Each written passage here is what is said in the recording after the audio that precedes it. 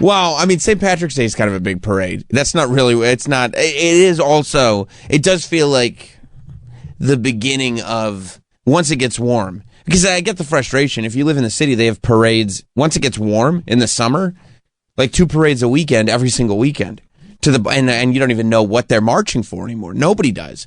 All you know is that these streets are closed. You can't get anywhere. But it's so great living in New York City. But the St. Patrick's Day parade's kind of a big parade, right? That's like a pretty major holiday. But it's just, there is something still, and maybe it's because of Cloverfield, but there's something so apocalyptic because when they close the streets to cars, you go, oh, I can walk in the street. This is exciting. When do I ever get a chance? I don't have to walk on the sidewalk. I'm going to walk in the street. And then you start walking in the street and you very quickly decide to move to the sidewalk because it feels so apocalyptic.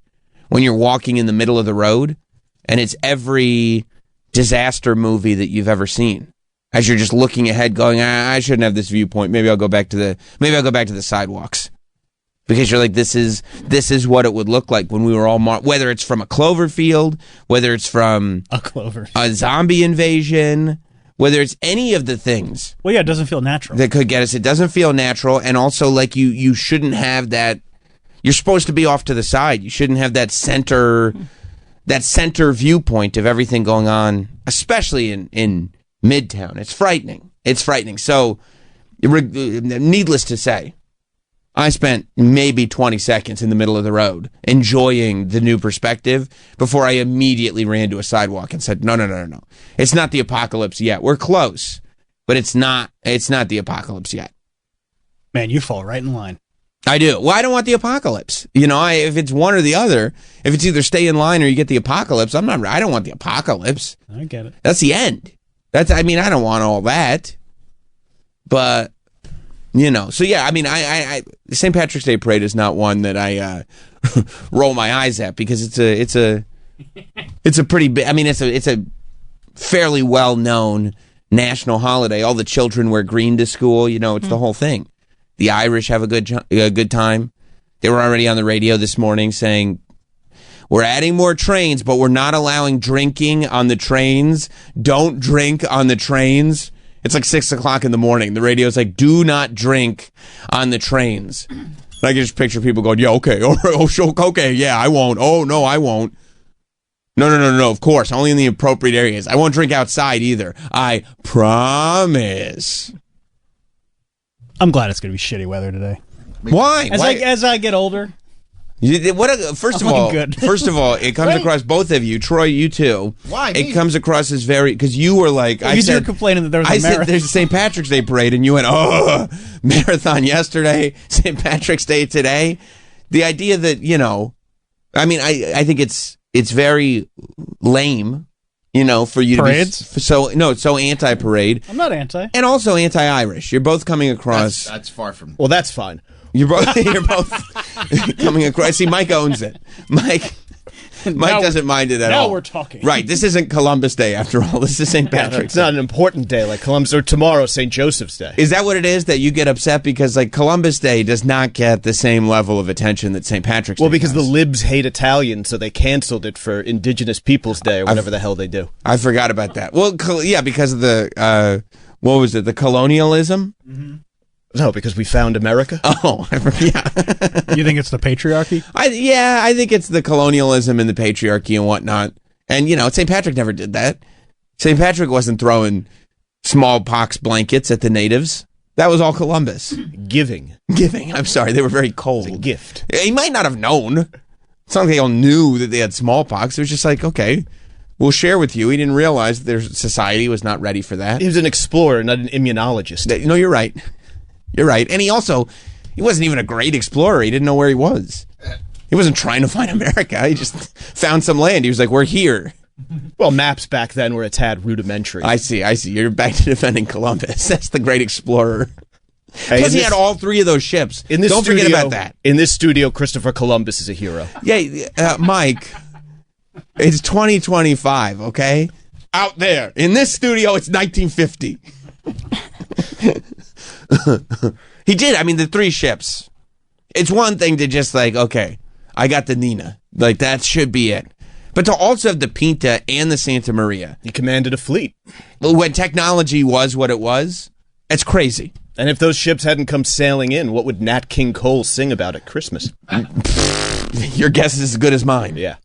Sam, I hate to say it. Yeah. Mike's bringing up some great points. Well, he's done his research, which is obvious because he figured St. Patrick's Day is as good a time as any to bring up the merits of Columbus Day. No bad time to defend your every position. day. Yeah. Let's not forget what we don't celebrate enough. Troy, you're not going to go and celebrate St. Patrick's Day? Oh. You're not going to go on a bar crawl? No. Oh. No. Oh. I'm dealing with other shit. What are you dealing with? I'm just dealing with a fiance in the hospital. What's she in the hospital for? She had surgery on her spine. Oh, I saw that picture. I got a little scoliosis. I don't want to get surgery. Does she have bad? You said on Instagram that she had to go get spine surgery to correct scoliosis. I mean, that sounds. Her spine looks like an S. And it just keeps getting worse. And she says the doctor says the older she gets, the worse it's going to be. So she has to do it. Oh, so she doesn't want to be like an old lady with the like hunch. Right. Yeah, like kind of curled over all the time. So they straightened it out. But I mean, just the healthcare system is so fucked in this country. It is. Just the hospital, Not enough Jell-O? not enough Jell-O. They didn't run out of Jello, did they? No, they have Jell-O. Okay, good. All right. But just people, and look, the nurses there, they're probably understaffed, overworked. Is it a Manhattan hospital? Yeah. Ugh. But they just do not give a shit about her. She's hitting the button. They're not coming for an hour and a half. An hour and a half. Hour and a half. I mean, why even have the button at that point? I feel like if you just wait for them to go through their cycles, they should be quicker than an hour and a half. They hide. Oh, that's great. Just like anyone else at work, right? When I was working at Sam Goody, people would be like, I need help in the video game department. I'd be under the cash register. Yeah. You'd never find me, although... It's like when I was at Burger King in the freezer. Right. Oh, yeah, let me... I did that too. At Wendy's. Let me go check if we have that 45 minutes later. Let me just eat these chicken nuggets real quick in the freezer. Yeah, the frozen nuggets. Because they're still cooked. But I don't think Wendy's, Burger King, or Sam Goody was at quite as serious as the hospital where you're there for major spine surgery. Major. She's having... she's losing blood, so she had to have a transfusion. Oh, my God. It's a mess. It's a really... And then... How long has she been in the hospital? She went in, she had surgery on Thursday morning. She's still there. They're saying she should stay longer, but we're a little confused if we're not sure that the insurance is going to cover it. So, oh yeah, I mean that's one that you got to check out. You should stay longer. Cool. Who's going to pay for that? Yeah. So it's like if she's hemorrhaging and I have to bring her home to our tiny little apartment. She's still hemorrhaging?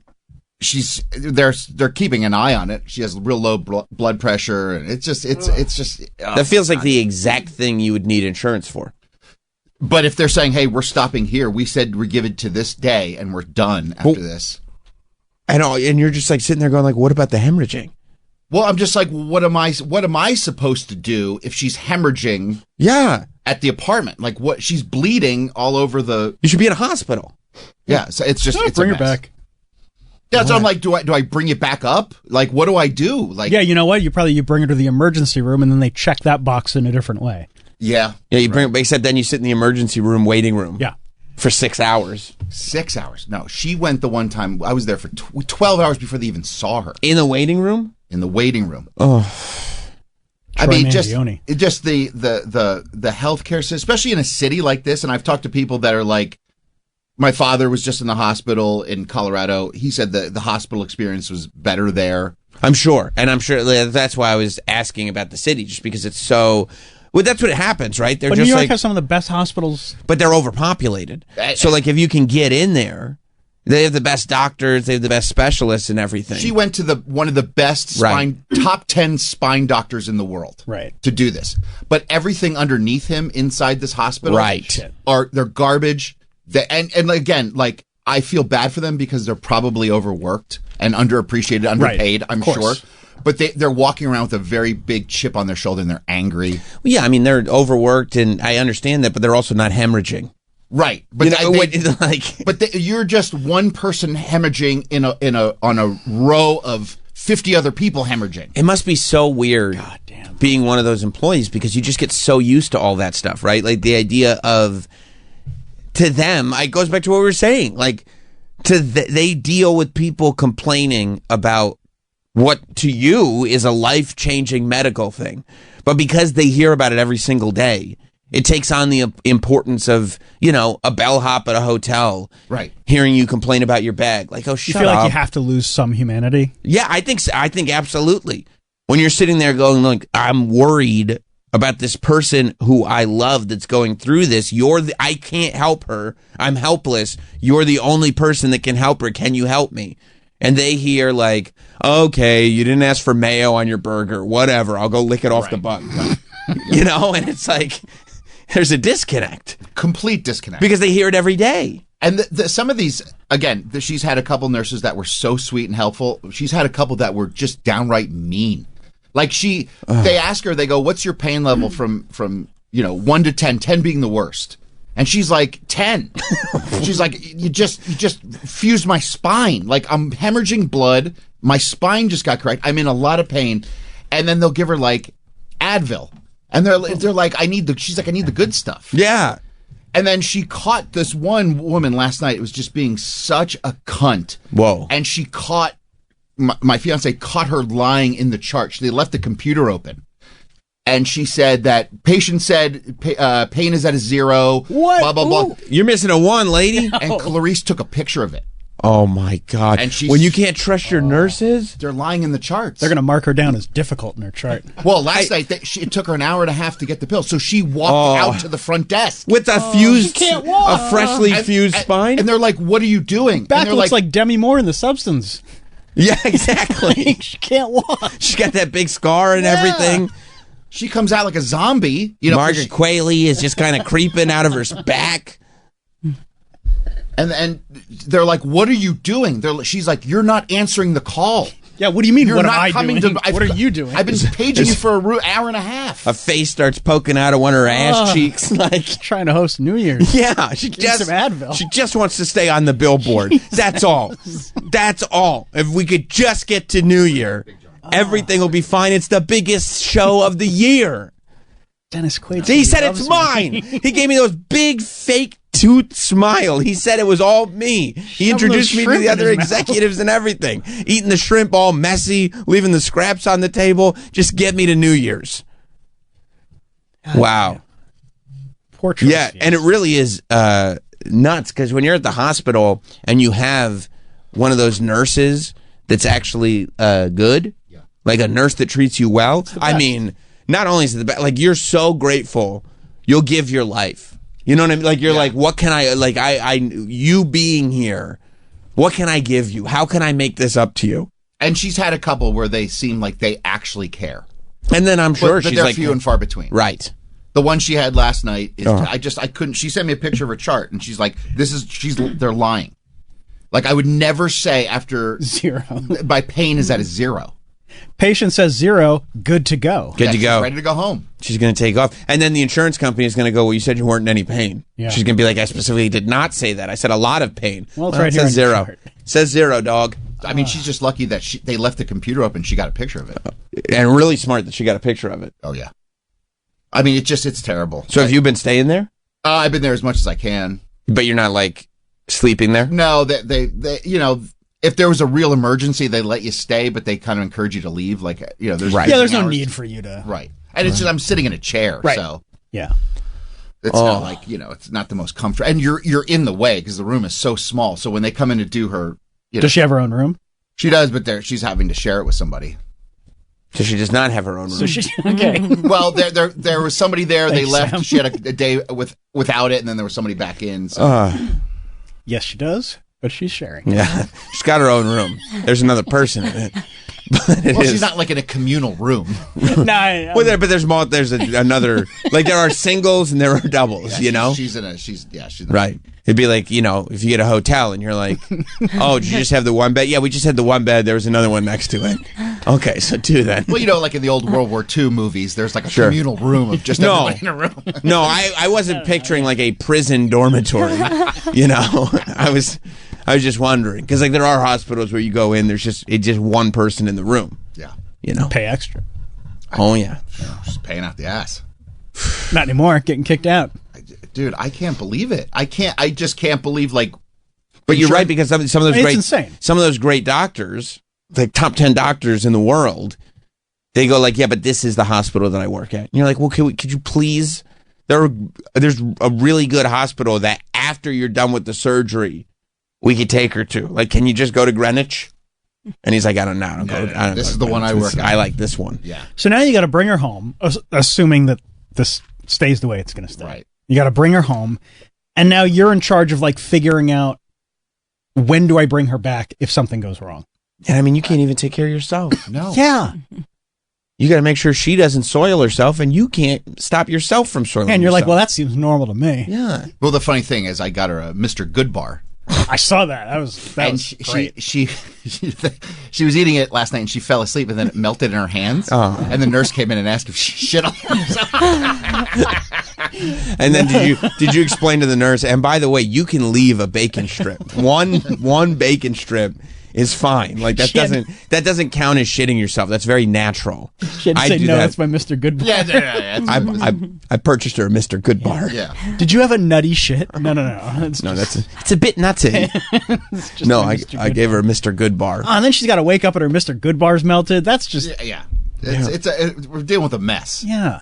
It was a rough weekend. Toots is probably going to open up all of her wounds. Who's taking care of the cat? Me. Oh, and he doesn't want that. Well, I mean, he's still getting his eggs. He loves me. No. They're too expensive, right? They're too expensive. It's too much now. It's too much. It's a house in disarray. It is. It's been a rough weekend, guys. It is. Troy's not built to take care of a cat by himself. And the parade. Don't get me started on that, right? I mean, I'm trying to go up to the hospital yesterday. It's uptown? I mean, yeah. 42nd Street is completely closed. Why don't you put on a pair of shorts and run there? Yeah, there was a marathon. Wouldn't that have made sense? I mean, I guess it would have made sense now that you mentioned it. Staple a number on your chest, you get there quick. Boom. I'm like, hey, I'm just trying to get across, go up 6th Avenue. And the cops, they don't give a fuck. They're not trying to help you. You said that to the cops? Yeah, I'm like, hey, I'm on my bike. I'm like, I need to get just across the thing. Can you just open this up so I can walk across? They don't care. He goes, no. No. Find another way around. So I'd be happy to not do that. Thank you. I had to walk with my bike all the way into, Times Square is packed, wall to wall. It feels like it's like New Year's. Right. And I'm with my bike and people are falling all over my bike. I'm just like, you gotta fucking be kidding me. Yeah. No, I'm just thinking how great it is to live in New York City. I mean, whatever. Pay that premium. But you got bodegas, so yeah, hey. The bodegas stay open. They got cats in the bodegas. It's the city that never sleeps. Yeah.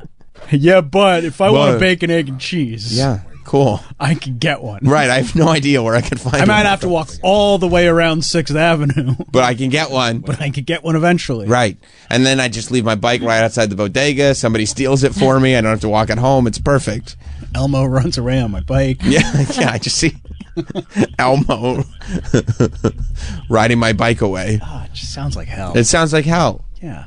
Oh, but that's also where the good doctors are. So I might come into the city and think like, okay, if we're going to do this, let's do it right. Yeah. And then have just a hellacious stay. I'd be so terrified if I was Troy. Because I'm the worst at like taking care of people. I know. I mean, luckily I just defer to my wife all the time. What do you think? She texted me the other day going like, do you need any other show prep? Like, I go, thank God for you. I was hoping somebody would take care of me. I thought I was doing that well. No. Your wife's been helping a lot. Any messages you want me to let the staff know? I was like, actually, yeah. Is she in charge of that too? Well, yeah. I mean, she's Is that why sometimes Troy will tell me things and I'll be like, what are you talking about, bro? Yeah. You read my mind, dog. So what time is she supposed to leave? We're trying to figure it out. So, they don't have a time she's going to, it's just like, Bring her to Sam's place. He's got extra rooms. You want to hang in the basement? Yeah. Is she okay with doing podcasts? I mean, I'll be doing stuff down there, but I mean, as long as she's cool. It's a big base, it's a whole separate. Yeah, you got room. It's a whole separate part of the basement. Is that cool? Totally cool, dude. Is she caught up on Raw? By the way, don't even worry about it because I will catch her up. Big John in his truck. What's up, Big John? Hey, Sammy, did Troy get married yet? I hope not, because I did not get an invite. I'm so pissed. Is it a deal breaker with the operation, or is she going to stick with her? Okay, so you're thinking that Troy may break up with his fiance because she got spinal fusion. Are you going to break up with your? I don't know. Well, she doesn't get better. If it was like a paraplegic, she's in a wheelchair. If she becomes a paraplegic because is this the first of many? Right. I hope not. I mean, they're saying this is it, but what if? But so okay, so he's going home. Right. You know he's going home because you can whack it, not worried about getting caught. Are you whacking it? I'm not whacking it. Because don't forget, Big John. He said, "No, John. Remember, Big John. He said he doesn't want to anymore. He doesn't like that. He hates boners." Oh, yeah. Neither do I. Okay. Come on. You're disappointing people, Troy. I think people like Big John, they listen to you hoping that you normalize behavior. So this idea that you hate your own boners now is tough for a lot of people. Yeah. Big John, control your boners, buddy. All right? This gotta be difficult for you with your fiance laid up in a hospital bed hemorrhaging. I'm not. I'm just fine. Good. My boners are fine. Everything's fine. Good. I was worried about it. I'm glad you cleared that up. 866-969-1969 is the phone number this morning here on Sam Roberts Show. What's up, Brian, in Vegas? Hey, I was just going to say, my daughter had the same surgery. She was only 14 at the time. Yikes. But one of the things that we did was we measured her before she went into the operation and after. And after that operation, she was 6 inches taller.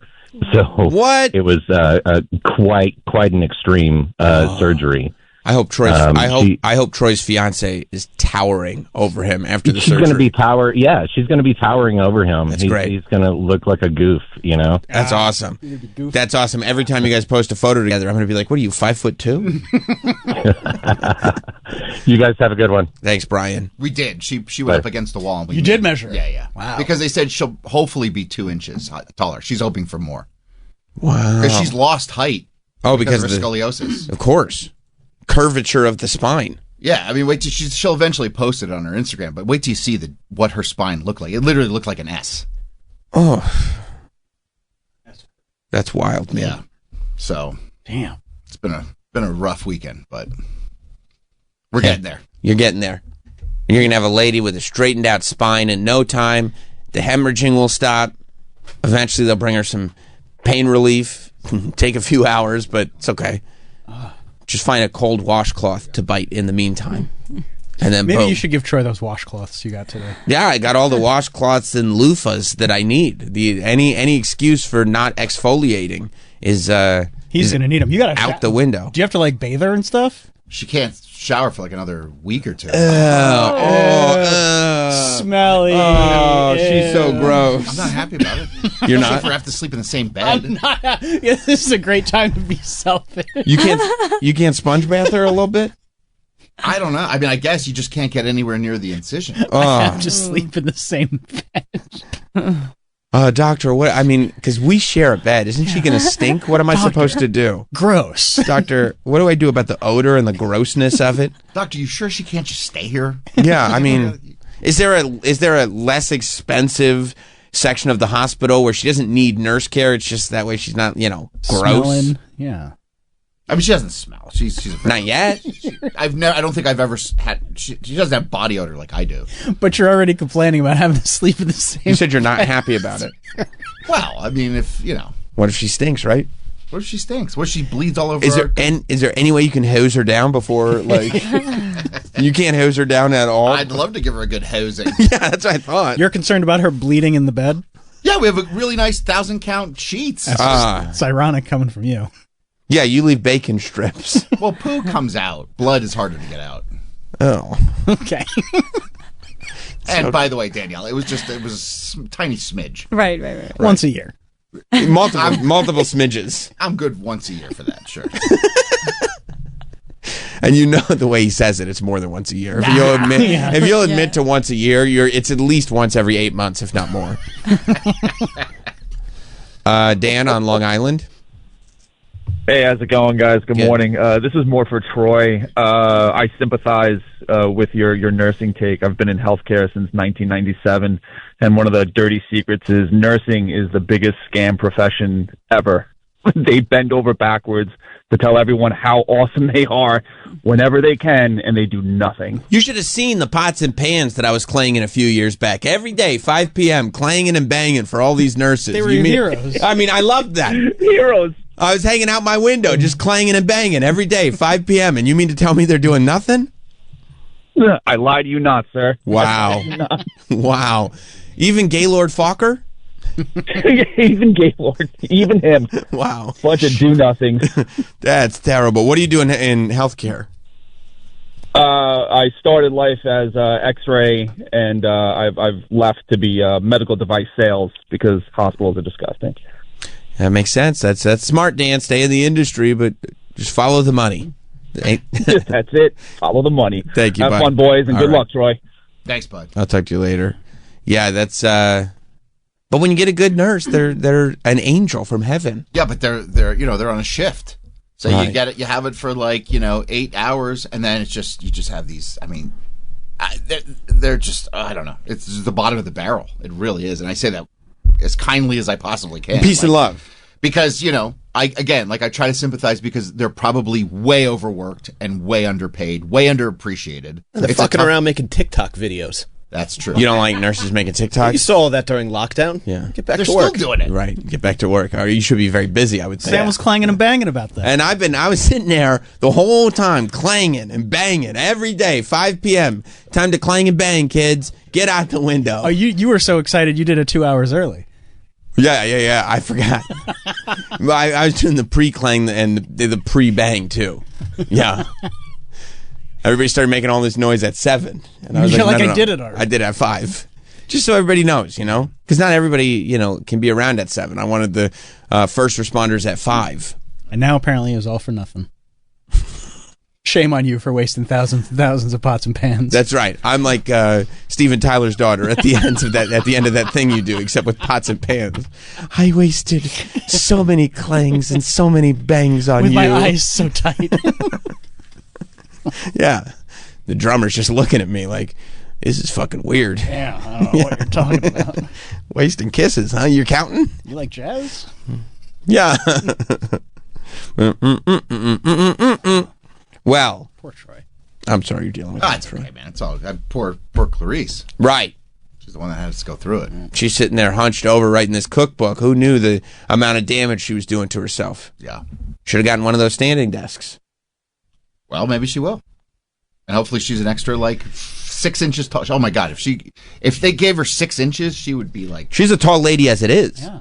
Yeah, but she's shrunk over. I mean, she said she's lost at least an inch or two since she was, in her 20s. Because it's been getting progressively worse. Yeah. Wow. Yeah, I do. I hope she's taller than you. Would you be okay with that? I would love that. Be fun, right? She would love that. Yeah. Yeah. She could have a reality show called The Tall Chef.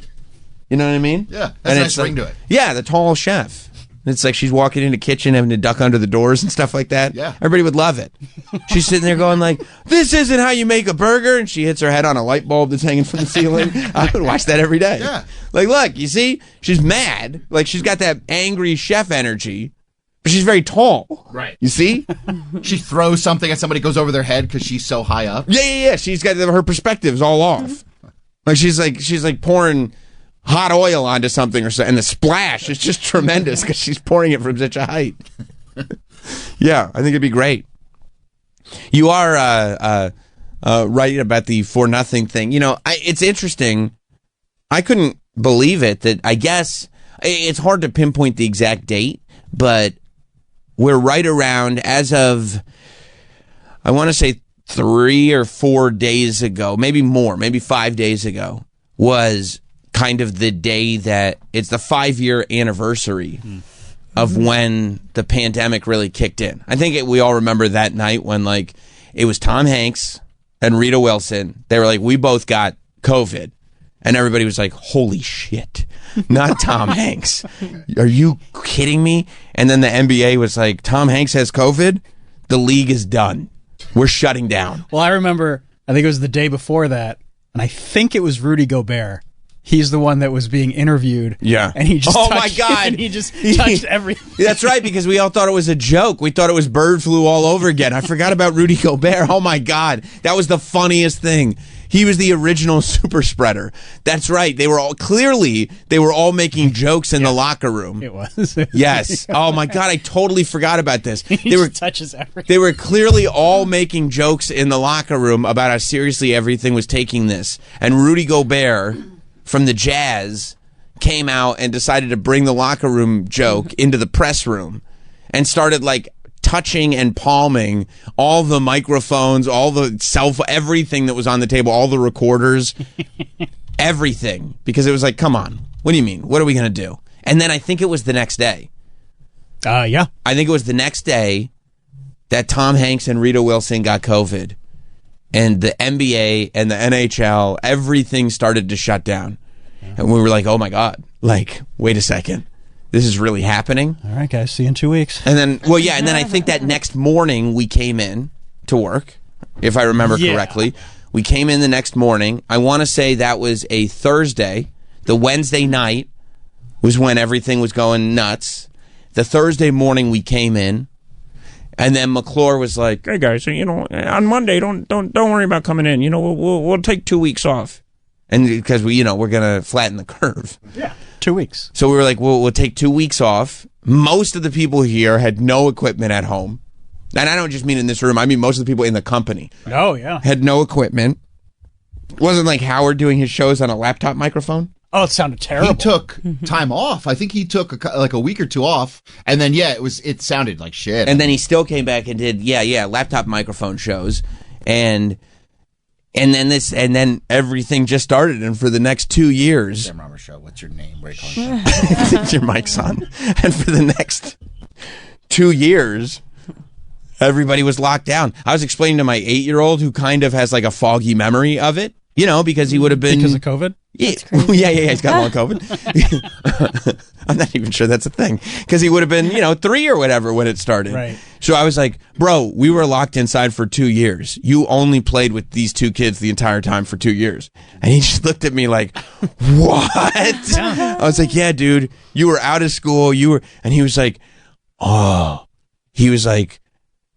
if I had had my iPod and Xbox, that would have been awesome. I was like, yeah, I could see. And it was for a little bit. For a little bit, but then you realize, you're losing full years of life. You don't know what's going on anymore. Everybody is progressively losing their minds around you. I'm sitting there looking out the window going, okay, I think it's time to get my gun permit. Shit's about to go down. I remember, because in the very beginning... Time to wash the mail again. Right. This is the glove era. Glove era COVID, people don't talk about enough, was a wild time. Glove era COVID was when you were wiping down everything you got from the grocery store. Oh, my God. You're looking out the window, and you're going, COVID is going to get so bad, we're not going to have police. We're going to get into a crime state here. This is it. This is crazy. It was Purge. It was Purge. It was a good 2, 3, maybe a month that it was like, well, I can't let my parents leave the house, so I got to do their grocery shopping too. You were waiting in line at the grocery store. Waiting in line. For 2 hours, you'd wait in line with a mask that you made out of an old bed sheet. Going up and down, aisles.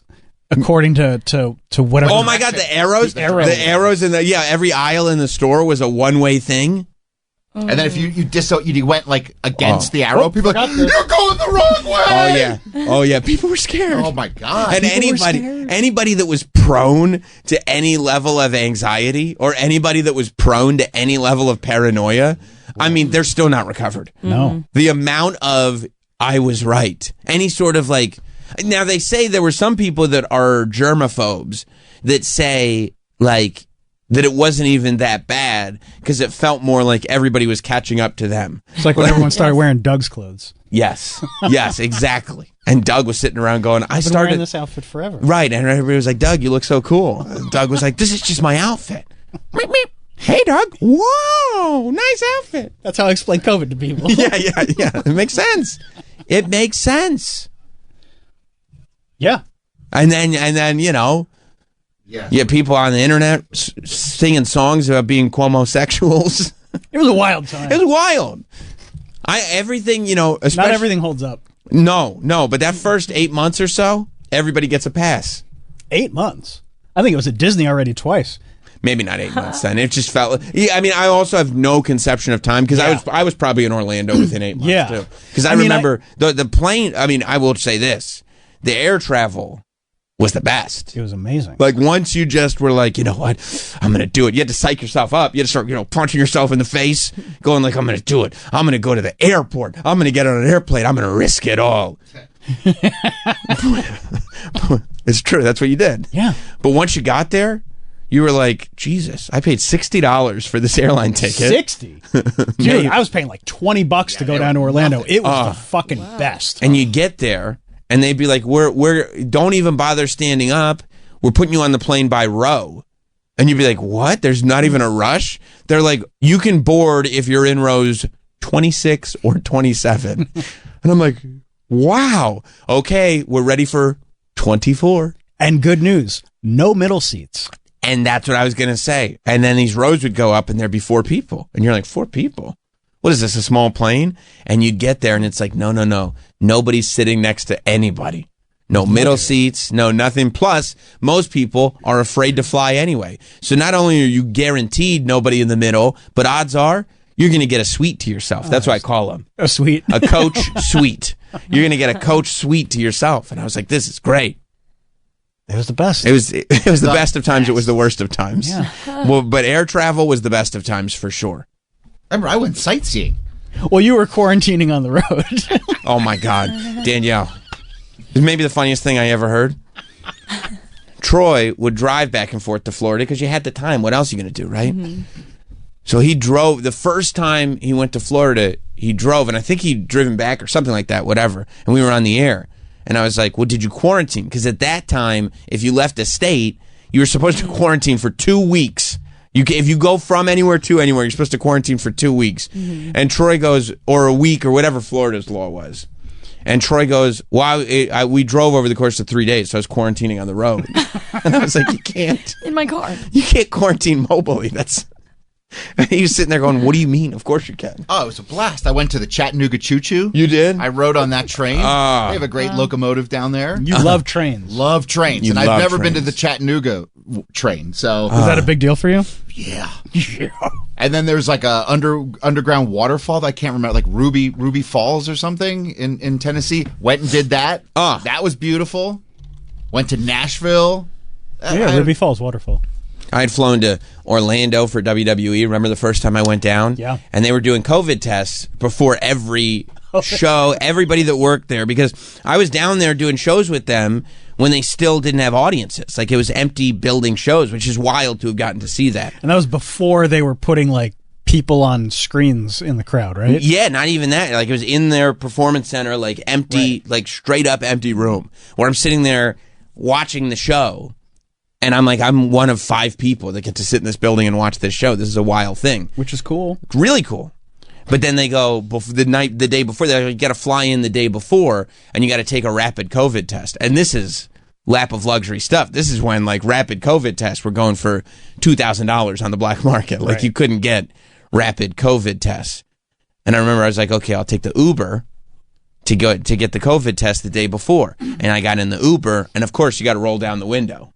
Because you know that way because that way you don't want to catch COVID from your Uber driver. So you had to wear a mask, he had to wear a mask, and then you roll down the window to make sure you're okay.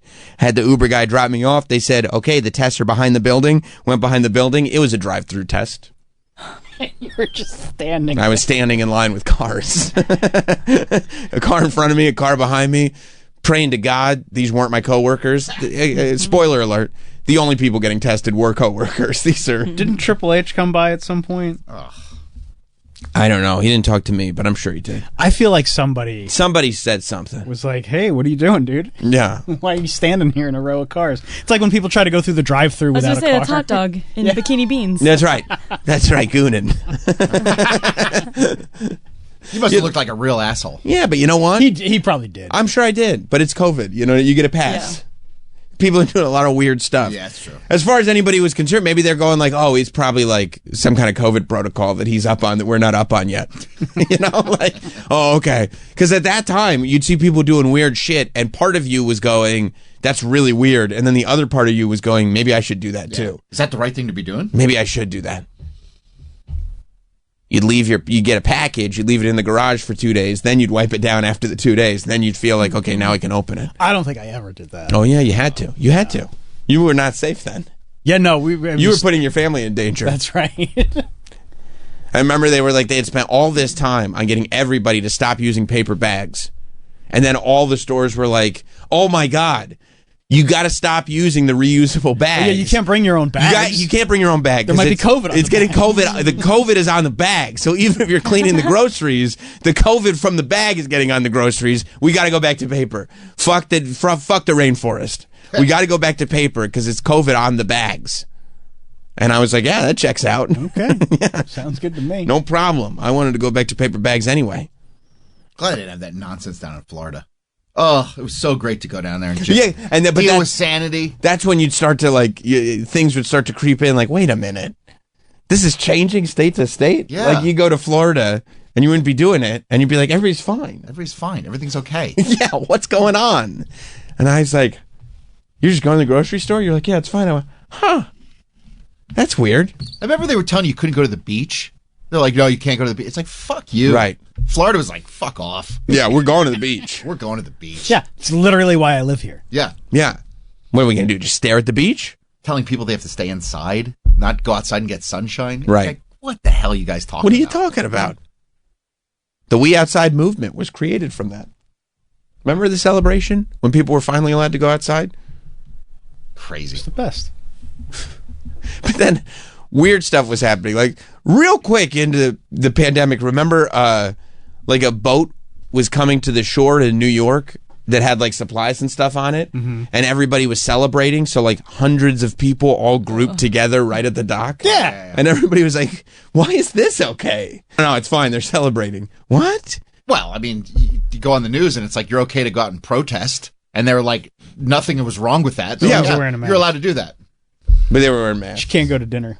But yeah, you can't go to dinner. The protesters were not wearing masks. Unless you're the governor. Yes. But he had the sliding door open. Oh, that's Remember, right. he had it open. The sliding door. He had it open a crack. I think that's when people really started like thinking like, wait a second. I mean, it when people were, when you saw politicians doing the things that they're telling you not to do, Yep. and you're like, I don't think we should actually be doing this. And the problem is that then it made people believe all the like lunatic stuff, because it's like if they're lying about that, what else are they lying about? Everything. And it made everything okay. Pretty much. Right? I mean, remember if you were like, oh, this came from a lab, you'd be like, how dare you even say that? How dare you think that? Remember, yeah, people lost their mind that Jon Stewart said that. Stephen Colbert was very mad at his friend. And even that was like years in. That was years in, yeah. But can you just think about like years in is how we describe it. You question something that's happening. Right. And the immediate reaction is anger. How dare you say that? It's like, well, what do you mean? Like, nobody knows. He was like, it's called the coronavirus lab. Exactly. What? Corey in Columbus. What's up, Corey? Hey, morning, boys. Little callback to that fuck stick, Rudy Gobert. He was the first NBA player to actually test positive for That's COVID right. the day after that microphone debacle. Punching out, boys, and Danielle. See you later. Those damn French. Yeah. Yeah, he had to come. Look, I don't know if it's too late or not, but I'm sorry. Do not touch the microphone. Yeah. But to me, it's interesting that, like, on the 5-year anniversary, it felt like, there's an op-ed here or there, there's a little article here or there, but it's not like, I don't know if people don't want to talk about it COVID? because it's just like too much to talk about. You know what I mean? If you go to a Bernie rally out west, it's pretty much the same policy. What do you mean? You didn't see that over the weekend? I didn't see it. Bernie and I think AOC were doing rallies on the West Coast. Yeah. And the flyers encouraged everyone to mask up because of COVID. Now? Yeah, over the weekend. Show me. I can't be true. Yes. That can't be true. That's crazy. Maybe it was kind of like a turn back the clock thing. Oh, like a retro thing? Yeah. Like how Danielle loves the 2000s? Right. I see. Right. I see. You saying that it's been long enough that we could throw it back now? Yeah. I gotta see this. Hang on. Because that's like, wow.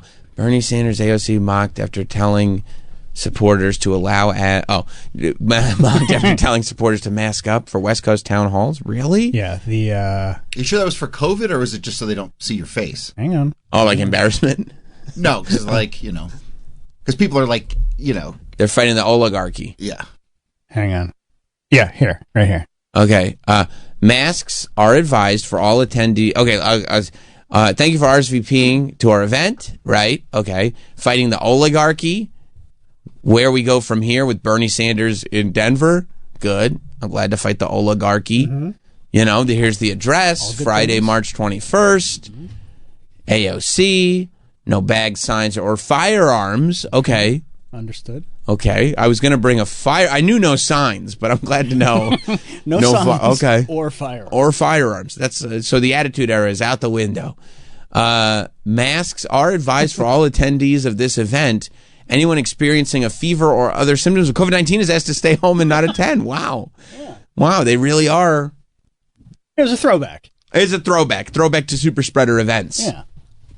Yeah, I don't know if the reason that they don't, because, like after most sort of even traumatic incidents on the anniversaries, they kind of, I would have expected more reflection, I suppose. Or more like sort of news programs going like, hey, let's at least talk about. I saw some tweets and stuff. Yeah, I saw nothing like. Exactly. Yeah. Tweets. Right. And people going like, oh, did you know? And I was like, oh, no. That's why I even brought it up, because it took like a tweet or something for me to be like, oh, I guess that was a long time ago. But maybe it's because people don't really want to talk about it because they want to forget. It's too soon. Yeah, it's too soon. Everybody wants to forget like that was fucked up. And maybe also it's because the longer it goes, the more it's like, hey, I probably shouldn't have done that. You know all that stuff that we said, like, you're a paranoid lunatic if you say it? Some of it. Some. I'll say some of it could probably have been accurate. Maybe. I mean, are people even acknowledging that? Yeah, they just did a big op-ed in the New York Times about it. Like, look, and they're saying we were wrong. We fucked up. But they said it was a crazy time. It was a crazy time. Yeah. We were encouraged by the administration to say this, to say that. It was nuts. And so. Look, that's out there now, so let's put it all behind us. Now that we've said that. Let's never bring it up again. Let us never speak of the shortcut again. But they won't say, like, hey, the people that we were calling lunatic conspiracy theorists, they were the ones that were actually correct about a lot of things. No. They'll imply it. Will they? Yeah, they did. They'll imply it by saying, like, hey. As it turns out. Yeah. This was right. But it's like a correction in a newspaper. It's like on page 34, very small. Yeah, there was an op-ed. And there was another one recently too. Yeah, where they were saying that, like, the lab theory. It was like when whoever it was, whatever government organization. Illuminati? The Illuminati came forward and they were like, okay, so you were right about the lab. So big deal. Who cares? Anyway, you guys are still talking about this? Yeah. This was years ago. Yeah, that's old shit. That's old. So what? If we completely change the course of world history. Yeah. Big deal. And I don't even mean on a structure. I mean on a societal level. Like individual humans. We fucked up everybody. Big deal. Big deal. So? Why are you guys still talking about it anyway? That's old shit. Let's move on to the new. I forgot about that. Carlos is bringing up. I forgot about that. Carlos in Montreal. What's up, Carlos? What's going on, Samuel? Famous kid. Check it out. Thank you, my friend. do you remember two things? One, giving Undertaker COVID at some toy convention. You did that. And two, do you remember when you went out and we stood in solidarity with our black brothers and bought the BLM socks because you were all about George Floyd? Remember that? How you said he was a good guy, a great guy. He seems like a good guy. Remember that? Remember that? Comment, please. Thank you, Carlos. I do remember you going to play with toys with the Undertaker and you gave him COVID. I remember that too. Yep. I think I probably got COVID the last time I went to Comic-Con too. I just didn't test this time. And I was like, what is it? Allergies? Who could tell? Who's to say? That's one half dozen of the other. Yeah. I mean, at this point, what are we all like? Yeah. I mean, Undertaker seemed fine, so I don't think. Plus, like, you gave one of your heroes. I know, that's fucked up. He's not on the record of ever, and I don't think you can get COVID if you're the dead man. That's true. Also, he probably doesn't believe in COVID. I don't think he does either. I'm not sure I do, so. So I think it's fine. I think, all's well that ends well, ultimately. Josh in India? Hey, man, how's it going? Good. I just wanted to say that I'm in India. I tried to call about 6 months ago from Albania, and Troy basically told me to go fuck myself. Troy. I would have loved to speak to somebody in Albania. Well, you don't like foreign people? I'll call Josh a liar. Oh. Sounds true to me. I mean, it was implied. It was not explicitly stated, but it was implied. Wow. I just wanted to say that, I'm in India, speaking of COVID, and I just wanted to compliment the new show. It's a great format. Good vibes. It's like 8:00 p.m. here. That's sick. It will be 8 here. And the app works better here than it does at home in North Carolina for some reason. I don't know. Like, it's crazy. Well, yeah, all the tech is there. What are you doing in India? I'm just like a basic white girl, so I came to find my spirituality. And there's a big festival here in March for it's just a bunch of people in the street throwing colors around, and it's I react to touch like Rich Voss, and I had about 30 strangers a day rubbing powdered color all over my face and body, and it's the craziest shit I've ever seen in my life. Like it's everything you hear about, and it's beautiful and disgusting. It's like being inside of a dumpster with bipolar strippers. Like the whole city, just the whole. You really are staying at the White Lotus, India, huh? Oh, fuck no. I'm not at no White Lotus. I'm at a hostel in the middle of nowhere with no roads. I'm looking at it. I'm looking at all the colored powders getting thrown. So you're just one of the Holi Festival. So you're just one of these guys that loves Holy. Oh, okay. Holy. So you're one of these people who just loves to travel and experience the world, huh? Well, I live in a small town in North Carolina, and I work in the funeral business. Whoa. And I need a reason I have to leave the country to stop working because motherfuckers are always dying. So I get it, dude. I get it. And you want to be surrounded by a small town where you're just surrounded by corpses all the time. You got to get out there and experience life. And look at you now. Well, yeah, I'm in the prime of my life, and I'm surrounded by nothing but senior citizens and dead people, and it's not, it's psychologically draining. I can't imagine trying to upsell people on funeral packages. That has to really weigh on your soul. To be fair, it's really not hard. People are going to die, and they have to buy shit. They can't just bury somebody in their backyard. So. You sound like Mr. Wonderful. This is the Something Wonderful platform. He says weddings and funerals are the only time that people don't mind spending money. Look, it's since the beginning of the year. I've been pulling 70-hour weeks. It's been disgusting. Are they dropping like flies? I don't know. I don't know why. Since the beginning of the year, everybody's dying everywhere. Wow. And then you got to deal with Troy when you call in, telling you to go fuck yourself because you're Albanian. Yeah, you're a fucking man. liar. I was really kind of bummed out, dude. I was in the middle of rural Albania watching a sheep herder, and Troy was like, meh. Bro, we could have. I would have loved to have heard about that. Josh, if you call up, you don't have anything Danielle interesting to say. Danielle would have never done this to me. Never. No, she wouldn't have. You wouldn't drop that call, would you? No. I'm trying to hear about these sheep herders in Albania. I don't know anything about that. And you're like, fuck you. Well, Albania is crazy because it used to be it was a communist country, and so the middle of nowhere, there's all these I had no idea. It's all these crazy 3-story abandoned buildings, and just sheep herders, and they have these giant gas station coffee houses in the middle of nowhere all over the place. They're like I love luxurious coffee houses. No, I'm talking like 3-story marble palaces for no reason. Can you imagine if you knew about this weeks ago? I would have loved to have found out about this when you wanted to tell us originally. Oh, man, you got to blame Troy on this one. No, yeah, we do. Sorry, guys. I want to hear about Troy, that.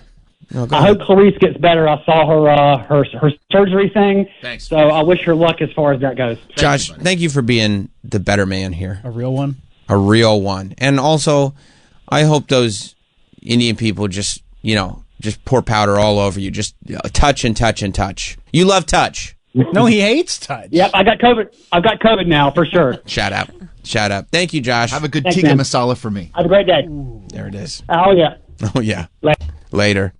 Yeah, that's amazing. Josh now, is look. living life. I think it's amazing to hear people say that they had this experience. There's not one part of me that wants to go. You wouldn't do that? I mean, I don't like to travel. I want to stay home. Yeah, I know. You would get sick in India. Of course. I'd be like, oh, Sam? I'd be like, is there anything that you... First of all, he wouldn't use the bathroom the entire time. He wouldn't know what to eat. No. I mean, don't talk about having difficulties using the bathroom when Mr. International Travel over here literally just talked our ears off about not knowing how to shit in a pit.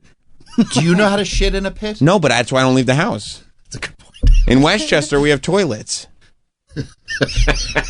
No, I'd be going all over India, going like, is there any restaurant here that has food that comes prepared that they just throw in a deep fryer? Cannot drink the water. No, you cannot. Your guts will get fucked. No, well, that's fine. That's fine. I normally drink soda anyway, so I don't think that would be That's a not an problem. issue for you. No. Do they have soda in India? Yeah. I mean, it depends where you go. I'm sure in the more touristy areas. I mean, And by Indian the way, food is delicious. If they don't have soda, Yeah. I'm coming with a whole bunch of soda. I'm going to start a whole industry over there. You wouldn't do this? This looks fun. No, it doesn't. Sure it does. It's an experience. Having people make you messy? If they had an India pavilion at Epcot, I would so go. No, I don't want. Otherwise, probably this is never like going to Spain for Tomatina. I don't need to. What's I don't, Tomatina? That's the festival where they run around chucking tomatoes at each other and get all messy. I would do that once. It's part of the experience. I would love to see Travis get all like naked and weird on psychedelics and go to one of these. I wouldn't get naked and weird. You know what would be great? Oh. Wouldn't it be great? Because that's what he wants to do. He wants to do weirdo stuff like this, but he's too like. He wants to go find himself. Yeah, because he's too buttoned up. He's too buttoned up. He's too tight. He doesn't know who he is. He's got no clue. He needs to have some ayahuasca, dance around in this in a loincloth. You know what'd be great? Travis would go on a serious trip. Yeah. And just be one of those guys that never came back from it. Yeah. You know what I mean? Like it's like it changed him. Oh yeah. Oh yeah. He'd come back. He'd wear like, pants that looked like they were made out of a rug. And it's like, what do you start dressing like Woody Harrelson? Yeah, he'd have a different name. Is that a bad thing? That'd be great. If you found yourself, right? That's who you are. Yeah. I'm not saying I would go to India specifically to do this. Yeah, you would. But I mean, if you're there, yeah. When in Rome, right? When in Rome. He'd be like, I just happened to be in India. And I mean, I don't find myself ever going to India. There's a list of places I'd rather go. Everybody's chucking food coloring at each other. I guess I'll jump in. Yeah. Why not? Looks like a good time. I'm at the beach. Time to get wet. What else am I doing? Like, look at that. That looks fun. You don't think that looks fun? They do color runs, like in. That's true. Yeah. America Troy leaves the color runs all over his bed.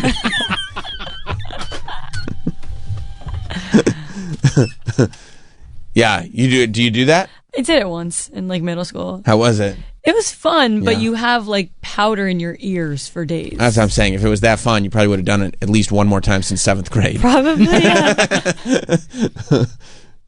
People go like this. They go like this. Oh man, this was such a good time. I did it once in my life and never again. I go, oh, okay, cool, cool. Like an MTV Fat Camp where they did Color Wars at the end.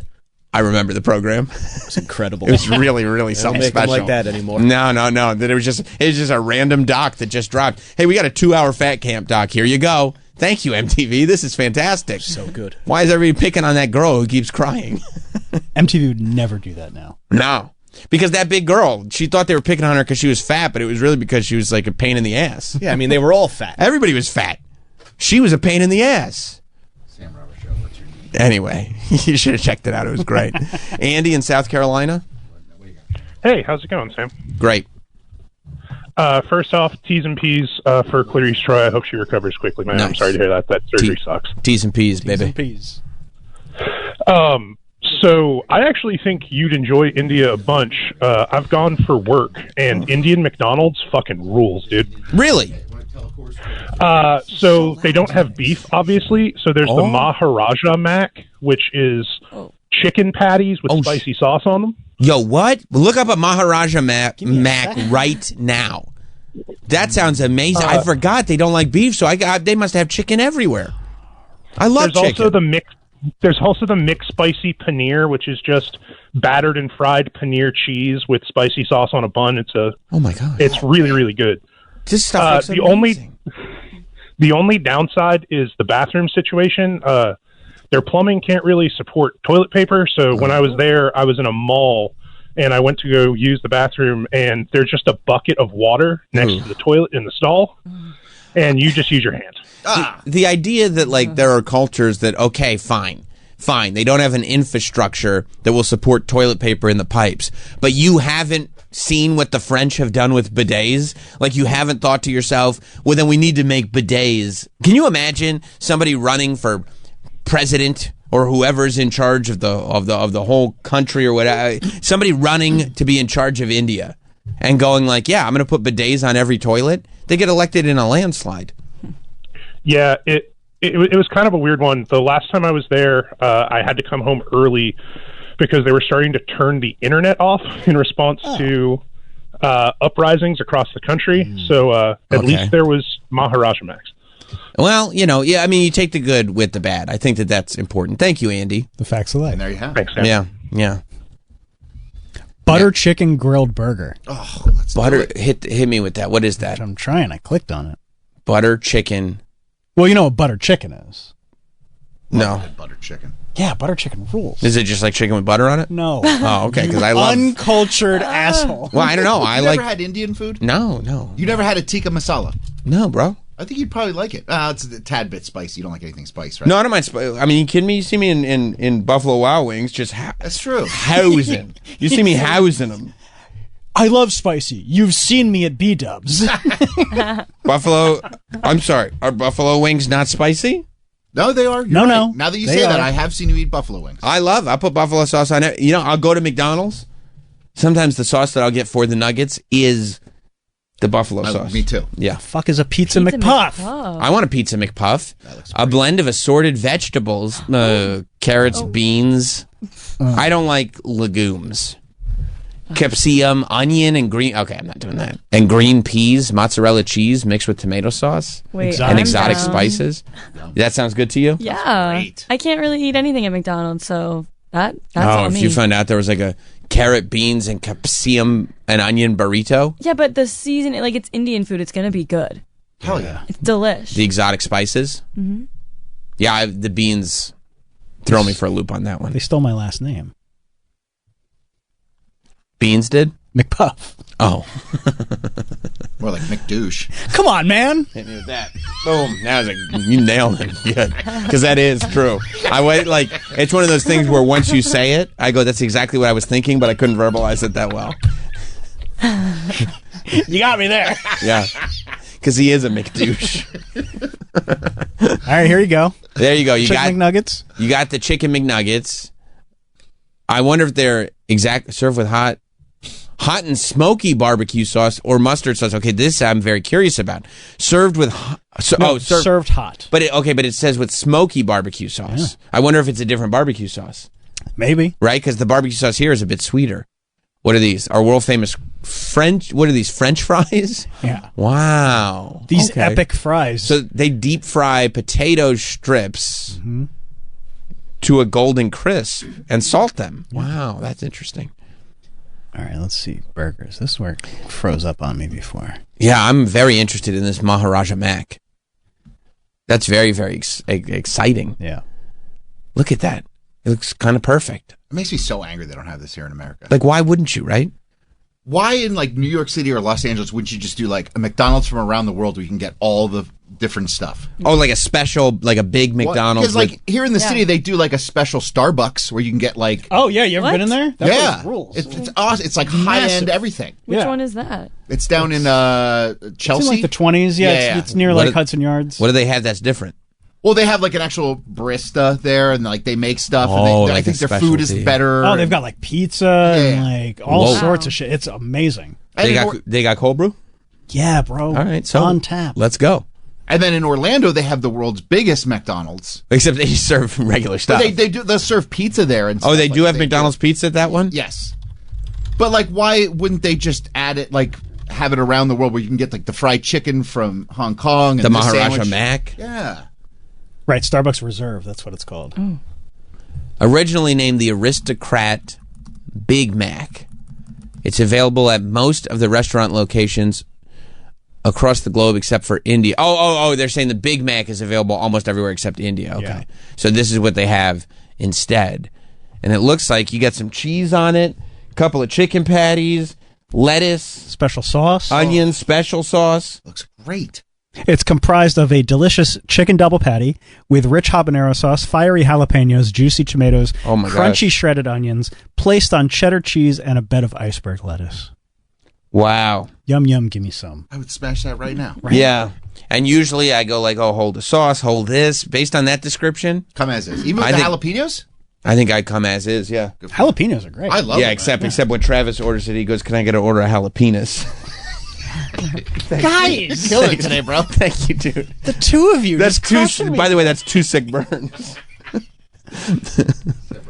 We got him good, man. Damn it. He's gonna think twice before opening that mouth again. You guys are fucking me up, I'll tell you that much. Yeah. Oh, yeah. It's not a good St. Patrick's Day for me. Nope. Sucks for you. Yeah, this is the Starbucks Reserve. New York Roastery? Yeah. It's down on like 20-something street. They don't. It's not even technically a Starbucks, or it is? No, it They're is. just calling It is. This is all like... No, it's not like a Starbucks. It's called a Starbucks Roastery. Oh, but it is... Or Starbucks Reserve, rather. It does have a Starbucks thing on it. Yeah. Wow. Yeah, it rules. Oh, you can book an event there. You could. The desserts sound insane.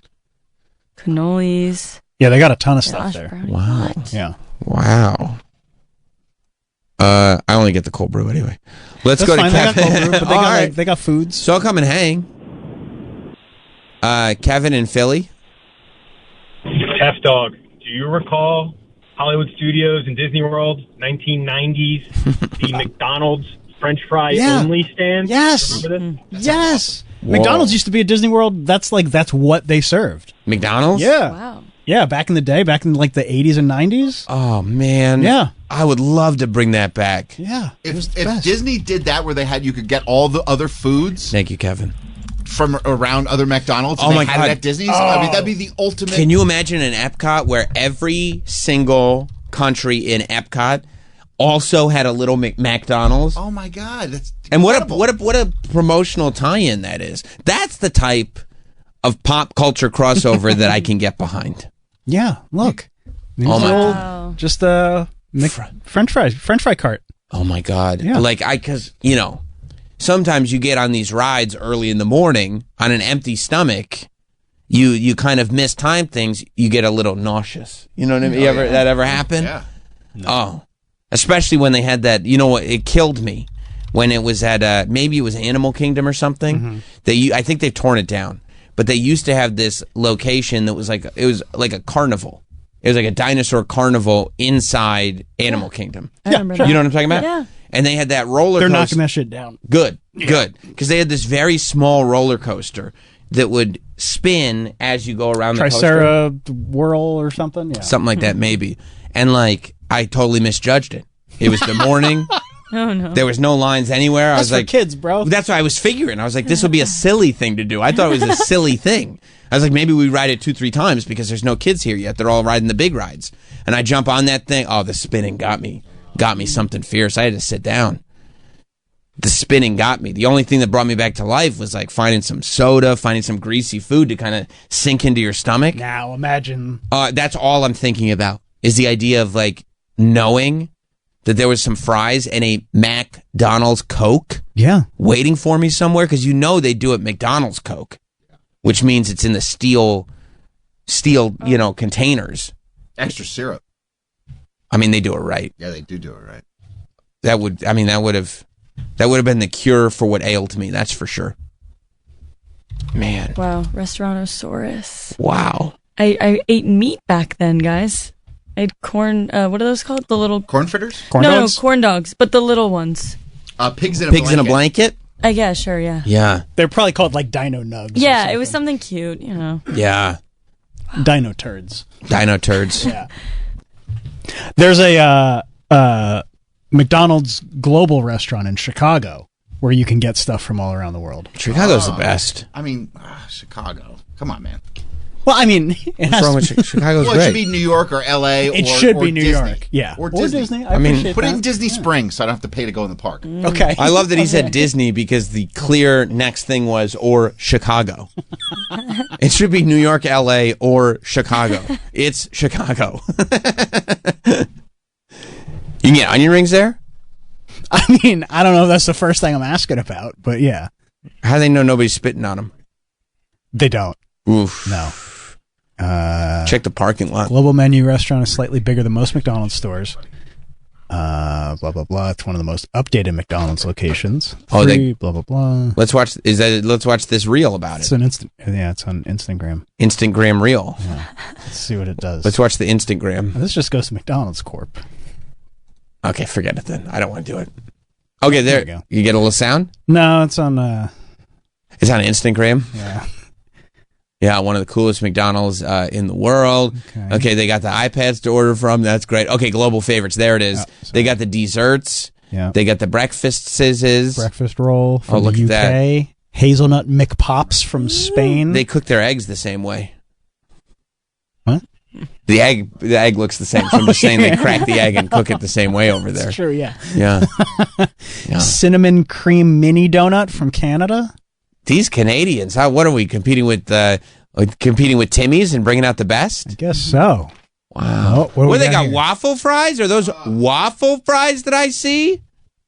Ooh, shrimp burger from Japan. I don't know about a shrimp burger. That pairs perfectly with the crisp cut chips from Malaysia. Oh my God, those are waffle fries, or as Hot Dog would call them, waffle cut potato fries from Chick-fil-A. Can I have that with waffle cut potato fries? They're like, it comes with that. Oh, okay. A number one with waffle cut potato fries? Yeah, it comes with that. And a Coca-Cola? And a Coca-Cola to drink? Okay. The Chicken Tasty with bacon from Switzerland. Oh. The Big Tasty Burger from Sweden. That's a big tasty burger. That is a tasty burger. Salted caramel dipped cone from South Korea. Why do all these people know how to sit in the lap of luxury? We got nothing. I don't know, man. I'm just sitting there waiting until what's that K-pop band comes back so they can give us the good sauce for the nuggets. Blackpink? No, it wasn't Blackpink. It was the other one. BTK. BTS. BTS. BTK, and I said no. BTK, you know the band. I love that Travis was like, that's the one. That's the one. There it is. Sounded right. Yeah. Can I get some of the BTK sauce with my nuggets? No, we're all out, This they is tell just me. blood. Yeah. No, they said they sold out. Brad in Atlanta. Hey, boys. Hey, so that McDonald's is in Chicago because Chicago is where McDonald's was founded. Oh. So that's why they have it. By the way, there's a couple of McDonald brothers. One of them was on Parks and Rec that would take huge umbrage with that statement. Oh, well. Thank you, Brad. There's somebody from McDonald's corporate has to be listening to the show. Please, would you, for the love of God, open up a different location? What, McDonald's global store? Yeah. There should be one in New York. Maybe Westchester. No, like New York City. Oh, okay. All right. Not Westchester. Times Square would be good. That's how you compete with the Raising Cane's. No, keep it away from Times Square. Although, I mean, it's a tourist attraction. Go to put it in Hudson Yards or something. There you go. Right? Hudson Yards would be a good place for it. Times Square or Westchester. I mean, Times Square would make sense. It does, unfortunately, but yeah, I mean, I'm not saying it should be a shit show. Yeah, we'd make it 24 hours, and I'll go at like 4:00 in the morning, or put it like perfect 1221 6th Avenue or something. Right, like get the Chipotle out. Yeah, enough of that. Yeah, enough of Chipotle. Yeah, enough of the 40/40 Club. Wouldn't that be great? Or whatever it is. It's the 40/40. Okay. Wouldn't that be great if they opened a global McDonald's in this building? I'd never go home. No, me neither. No. I'd have McDonald's every day. Yeah, like we did with Chick-fil-A when they opened up right down the street. When they opened you could have something new every day. Yeah. When they opened up Chick-fil-A across the street, Troy and I literally had Chick-fil-A every day. We made best friends with the servers. Remember those girls? Of course. We made best friends with the servers, and we ate it until we were absolutely sick of it. We had to take 2 years off of Chick-fil-A. 2 years. It's still hard for me to eat Chick-fil-A. But imagine if there was a McDonald's downstairs. You know what I would suggest, What? Sam? What? That we do a thing called, hear me out. Yeah. Review bras. Review bras. Oh, right. To be like, there already is a review bra, but it's just the one. Yeah, it'll be us. What if we did review bras? Bras, okay. BRUHS. Okay. Right? Because that's our own thing. And then we review everything in the McDonald's. Would you want to like wear like a suit and tie and be very formal about it? You know, that's actually a pretty good idea. Yeah, I think so. I think we should just completely steal his shit. Steal his cadence. Yeah, absolutely. Well, there's a global McDonald's downstairs, and I went down to try the new Maharaja Mac. That's right, Sam. It was delicious. Okay, I found the full menu. Oh. It's on Uber Eats. Of the Global? Yeah. Oh, imagine getting Uber Eats from Global McDonald's. Forget it. Forget it. My data plan would go through the roof. Barbecue Smokehouse McCrispy. Looks like that's from the UK. Oh. I gotta know all my flags. Looks like that's from the UK. It's a British flag. Right? Okay, good. Okay. England, more specifically. Cold Skull McFlurry. Where's that from? Ooh, that's a good question. Sweden? Switzerland? I mean, it looks Swiss. That's the Swiss Army knife, I would think. Oh, that just looks like a cross to me. Okay. The 280 Dijon. Where is that from? France. Yeah. Nailed it. Some of these are getting a little easier. 6-piece spicy garlic black pepper chicken McNuggets. Oh my God. Damn. And where's that from? Japan. You know how I knew that? Samoa and Yokozuna used to wave that flag. That's all you need to know. That's right. I know where you learned your stuff. That's right. The masala shaker fries from Canada. Oh. You down with that? You love shaker fries. The shaker, remember? I fucked with the shakers in Hong Kong. Yeah. So that looks like it's what they have right now. I mean, that's a good selection. But it's changing all the time. Oh, I love that. I love that. So smart. It's really smart. You're getting upset, Troy. I am.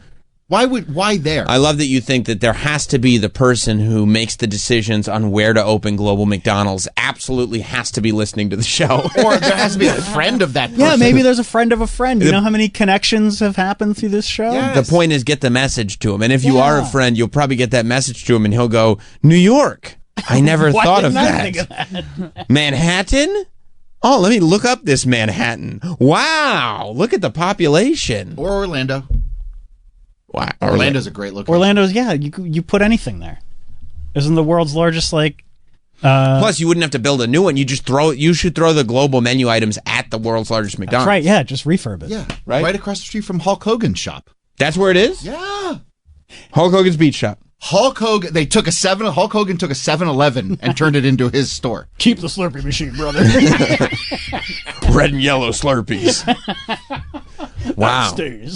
Wow. I'm not going until you come down. I'm gonna hold off. I appreciate that, dog. Yeah. So you mean we can go buy some Hulk Hogan merchandise? Yep. And then and Jimmy Hart will probably be there. They have a Jimmy Hart stand up. You can take your picture. That's actually him. So we can take our picture with the Jimmy Hart stand up, buy some Hulk Hogan merchandise.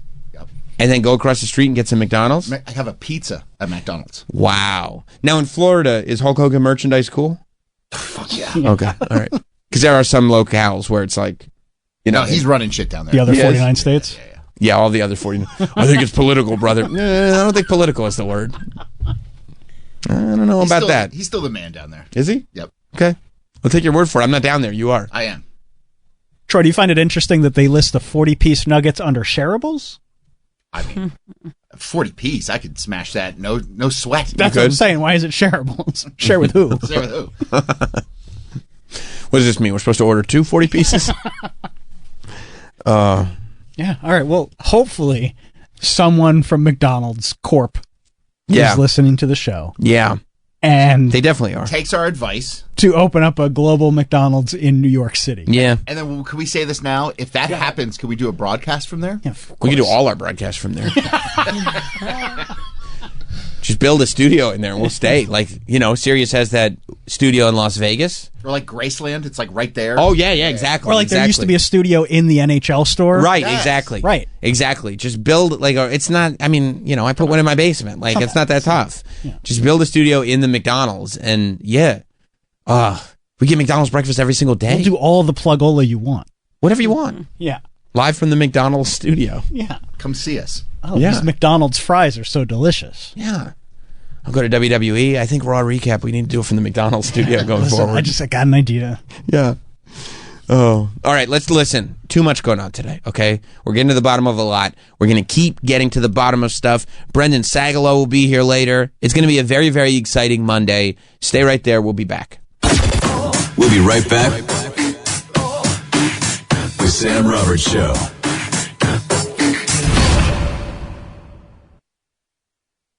Much like you were last time. All right, I'm in position. Let me know when you see me. Well, do me a favor, just like you act like you're playing air drums along with this. So you're just like looking like you're really into this. By the way, if you want to see Fez, go over to the Interrobang, and he will be on camera. Rocking up. There you are, standing there. All right, and we're watching you now. Oh, just genius. Just genius stuff. The best. By the way, we were talking about, restaurants and also super spreader events. I do love how far we've moved from that. You guys didn't know. You know what was in Brooklyn this weekend? The Nets? I would imagine. I don't know for sure, but I would imagine they were. Okay. Seltzer Fest. Seltzer Fest? Nobody here went to Seltzer. Salsa Fest. Seltzer. Okay. Fizzy water. Nobody here went to Seltzer Fest. It sounds like salsa. No, seltzer. Okay. Seltzer Fest, where everybody brings their best seltzers. What? Yes. The seltzer community all comes together. I read not only did they do this amazing Seltzer Fest where everybody did their seltzer, but they had an egg cream competition. What? For whoever makes the best egg cream. Well, this was at the Brooklyn Seltzer Museum. Wait, of course. Yeah, where else would you have it? No, of course. Where else would you have it, I mean, there is one... shop online. For seltzer. Yes. I mean, you could get seltzer online. You could get it in the grocery store, too. It sold out, Everybody wanted to see it. How many tickets? 50 or more. Okay. Yeah, it was huge. But, the seltzer community and the people who stand by the great tradition of seltzer were all there. Who? Everybody who loves seltzer was there, making egg creams and whatnot. If you love egg creams, it was a good place to grab an egg cream. I don't know if I've ever had an egg cream. It's like there's seltzer in it. And what? Egg cream. Like a Cadbury cream egg? Oh, well, no, it's like are these Cadbury cream eggs? It's almost like a milkshake. Yeah, it's got chocolate in it. It's very good. You can make it with chocolate. Is there literal eggs in it? No, there is no egg in it. You wouldn't crack an egg and put it in. No. It's like I can't afford that. No, it's like a milkshake, but with seltzer. It's like almost like a milkshake soda concoction. Okay. I'm down with that. No, it's pretty good. Yeah. It's pretty good. Think about it. Like ice cream floats are the tits. You know what? They are the tits. And people don't bring that up enough, but ice cream floats are about the greatest treat you could ever have. Coke float? Yeah. I mean, I love Coke floats so much that I made up that E-Rock like Coke floats, and it stuck with him for the rest of his life. Wait, Benny Safdie was a judge? Is that what you're bringing this up? I didn't know, but I hope so. He was. That's great. I love Benny Safdie. He's a genius, and he loves seltzer. It's a very New York thing. There is a spot in Manhattan. It looks like Dr. Oz. Well, what else is he doing? There is a spot, and they were represented. It's like a diner in Manhattan. On the Upper East Side, where they make soda? Yes. I've been there before. Yeah, I brought the kids there. It's been there since like 1920, I want to say, if not before. What's it called?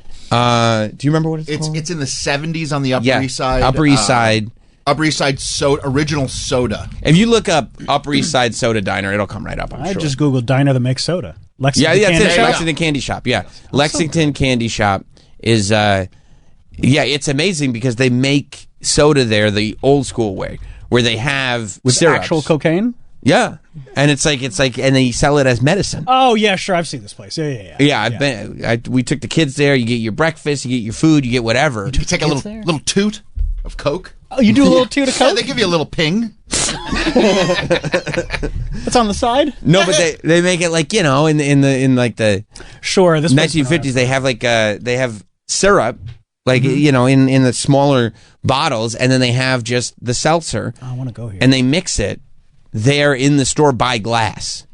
That's awesome. Yeah, it's a fun, and that guy is always there. That guy on this guy, yeah, he's always there. And he was at there? Yeah. Okay. It's his spot. He's like the representative. He was at Seltzer Fest too. There was a time where Paul McCartney was there a lot. There was a lot of spottings of him there. Sam, was he there when you went? Yeah. Wow, you never mentioned that before. Oh, no, I didn't? No. Yeah. He was there. He was like, little eggs Benny? And then he came, you know what? Or is that a cheeseburger? It's a cheeseburger. Whatever, It's a cheeseburger. Cucumber salad. Damn. He came over to the table. Paul, I never mentioned that. Paul McCartney. No, you've never mentioned this before. You were at the Lexington Candy Shop. And this is what he said. And Troy, you're going to love this. I can't believe I've never said this before. He's like, I'm a big fan of the show. He said that to you? I was like, really? He goes, yeah, I don't know who the weird guy is, but I love his Ringo story. Only one. That's what he said. He said that? Yeah. He's you like, never told And then he that goes like this, fuck that guy. He's talking about Ringo. Yeah. Wow. It was a really fun interaction. Oh, this is their 100-year anniversary. I mean, 1925. Shout out to them. Yeah. Yeah, so they make soda the old-fashioned way. Okay. So that's part of, that's part of the big... I'm going to tell you the truth. I got an old-fashioned Coca-Cola there. A little flat. I didn't love it. A little flat. But, yeah, but he was there for Seltzer Fest. Okay. And everybody was having a great time drinking seltzers. Why are you bringing up Seltzer Fest? I thought it was funny that they did a Seltzer Fest. It is funny. I mean, that's why I brought it up. It's a comedy show. So. Okay. I was sure that you were actually going. You were just like, hey, did you guys see the Seltzer Fest? It's a wild thing. I didn't know until it was over. I would have gone. You would have. I would prefer to go to Seltzer Fest. You don't go to Brooklyn ever. No, but I didn't know there was Seltzer Fest. I go to Brooklyn to go to SmackDown. You went to Brooklyn when you accidentally put in the Biggins' address to Brooklyn. Yeah. I was in Brooklyn. And you drove all the way to Brooklyn. Well, this must be uptown. Sorry, I'm going to be late. I was in Brooklyn. I was like, well, I got to go through a couple Hasidic neighborhoods to get to your house now. Just about the dumbest thing I ever heard. Well? You drove straight through Manhattan. Yeah. You're like, well, I guess uptown is downtown. I think makes sense. Like, have you ever heard a bigger idiot, Troy? I mean, only when he forgot his passport heading to Canada. That's rough. But that's just... I thought I had my passport. You had your child's passport. And how old was he at the time? Like 1? Yeah, he's a baby. There's a baby's face on there. I wanted to kill him. But I was like this, too. It's literally the biggest question R. Kelly asks, and he can't even remember it. Well, I didn't have my shots either. Okay.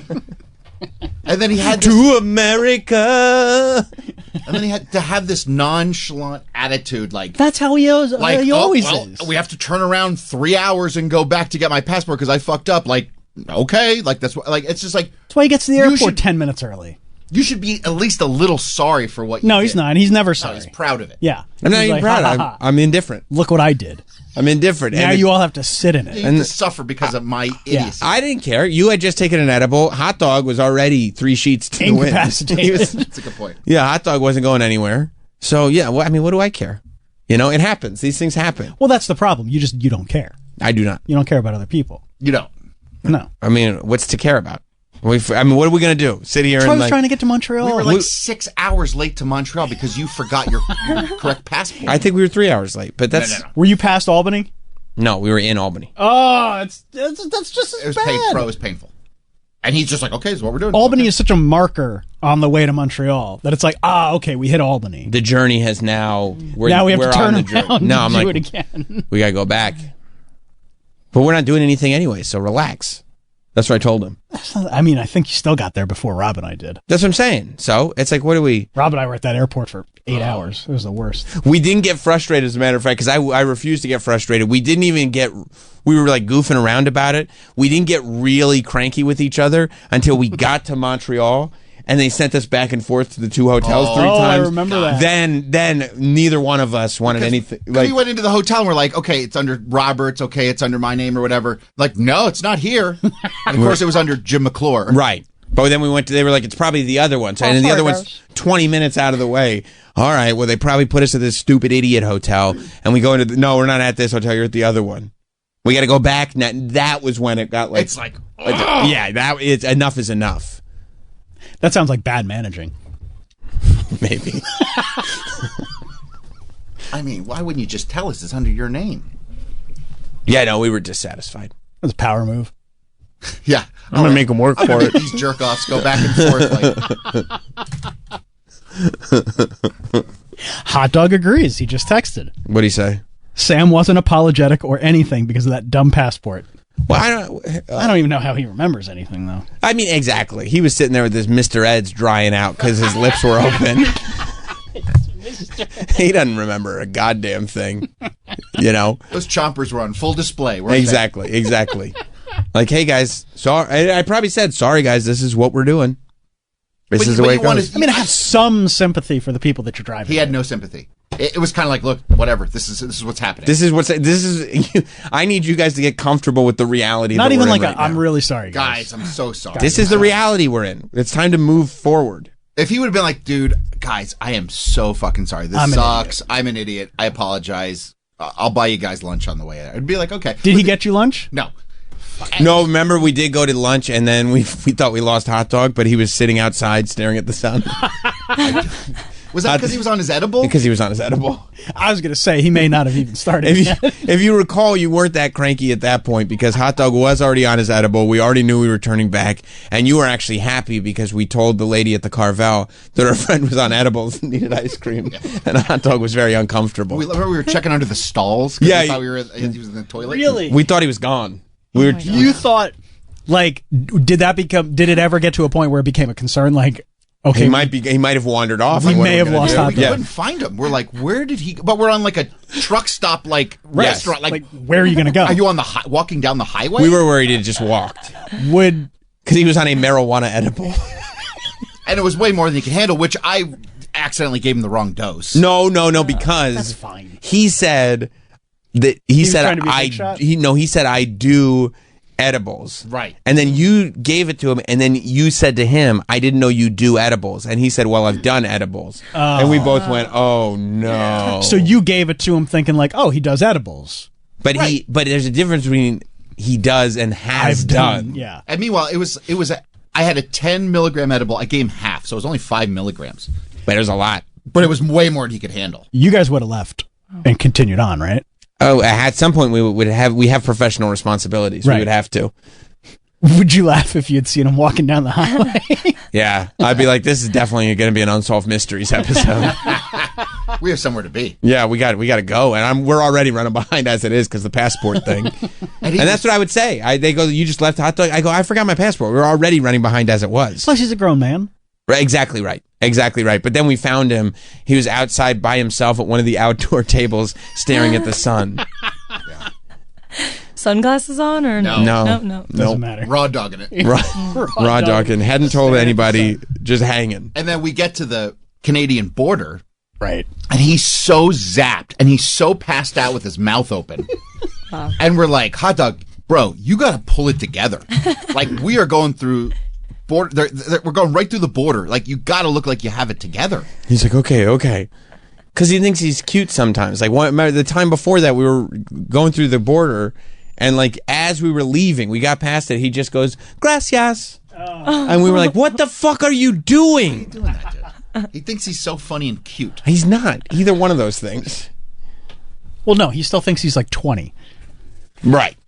So I saw him over the weekend. Yeah. You did? Not like physically, but I saw his Instagram stories. Out drinking until 5 a.m. Oh, he was partying. Yeah. Bro, you're in your late 30s. Yeah, exactly. If you're going to be up all night drinking, just do it at home like Travis does. I had a drink. Concerning, with his family all concerned about him. A drink? Yeah. Exactly. You're knocking him back, bro. Yeah. No, I'm really good. His daughter, poor daughter's had another sleepover going, I don't know. I don't like to sleep at home on the weekends. Daddy has a problem. He's got a problem. He starts complaining about this guy, Sam. I don't even know who he is. You guys don't know anything about me. Okay. Well, that's just how it comes across on your Insta. And by the way, you bring up getting to the airport 10 minutes early. That's what people do now. No, it's not a thing. I saw it as a thing on the internet. It's a TikTok trend? I saw it on TikTok trend. They said that, what is it, the airport challenge, the 15-minute challenge or something? They've proven scientifically... Airport theory. That it really only does take 15 minutes to get through everything. Everybody thinks it's this whole rigmarole, but if you're flying domestic, it really doesn't take a long time. You spend all your time at the Hudson News. I don't want to spend all my time at the Hudson News is great. They got so much there. They used to be when people actually printed magazines. Then they had all this variety, but now it's just Funko Pops. I've seen it. Yeah, it's Funko Pops and the same variety of chips and neck pillows for the people who left their last one on the plane. And whatever Daniel Steele book there is, or whatever his name is. Danielle, I think. But no, that's our intern. Oh, but yeah. I mean, it really doesn't take 45 minutes to get through the airport. It depends. On what? On what? I'm going to be there early every time. Of course you are. You're a tool. No, I'm just regular guy. You miss your flight. Yeah, you never know. It's not worth it. I never have missed my flight. I don't think. You will. No, I won't. Yep. One day. And next time you go on a also, trip, if he ever does, he would never tell us. Next time he goes on a trip, can we say a prayer on the air that he finally misses his flight? I'm saying him anyway. Something so negative. I would never do that about you. I'll get religious with you. Would you? Yeah. Okay. Honestly, I'll tell you what. That would make me believe in a God. Okay. That's so fucked up, dude. I would never do that about you. You did last summer. Yeah, remember when we prayed that his tire got blown out? Was that to God? Mm-hmm. Who do you think it was to? All right, so I stand corrected. All right, don't get so mad. Okay, good. Next time you're going on a trip, Travis and I and the listeners, we're all going to be praying together. You can pray all you want. It takes 15 minutes. To get when to you the go airport. to Vegas next month. To WrestleMania. I'm not going to be late. I want it to be something where he has to be. I hope he's got dinner with Stone Cold and he misses it because he has a huge interview. I very well might. And he has to be there on time, and he flubs the interview. He doesn't make it on time. I'm so sorry, Stone Cold. When have you ever caught me slipping? I saw he was going to be there. I know. That's what I'm saying. Yeah. Maybe we'll get a bite to eat. Maybe. I'd fly out for that. I'll text him. Hey, Stone Cold. Hey, Stone Cold. Saw your video on Instagram. Also, I'll be there too. What are you doing? Happy 316. Are you on my phone? No, I mean, look at some of these. They say this is airport theory that has been going crazy on TikTok because they figured out, these kids, these children, they must listen to the show. They figured out what I've known for a long time, which is it takes 15 minutes or less to get to the gate. They're 100% right. All right, let's test this out. Today I'm testing airport theory at the most crowded airport in the entire world. See? So we're here in Atlanta, which literally, according to Google, got a bonfire is the shirt most on. crowded airport in the whole world. So if airport theory works here, Oh. I think it'll work anywhere. We're going to see how long it takes to get to our gate from the beginning of the airport. All right, just started a timer. Here we go. Looking at the line for TSA pre-check. Look at that. Literally nobody, guys. Pre-check. A ghost town. So it's going to be it's a massive line. Huge area. There's just nobody in it. All right, we're through security 7.5 minutes in. I will say there was definitely a lot more people than I thought once I actually got to the line. But still, 7.5 minutes. Yeah. We'll take that. It does seem like they're very. You saying he's prepared going for up these on a Tuesday? huge lines. There just wasn't one though. So I don't know if I just came at the right time or what. But airport theory is looking good. I do have to take a tram to my concourse. I mean, we don't need every single detail. Just give us the beginning they and the show. They show you how long it takes.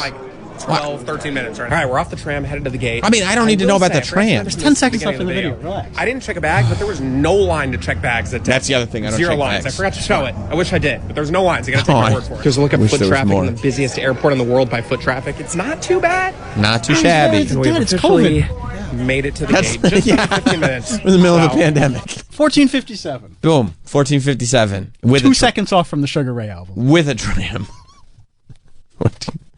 With a tram, 1457. Come on. That's one guy at He seemed like probably 1 a.m. at the Atlanta It's not airport. 1 a.m. The sun's out. What is it, Transylvania? Equinox. Right here. Aurora Borealis.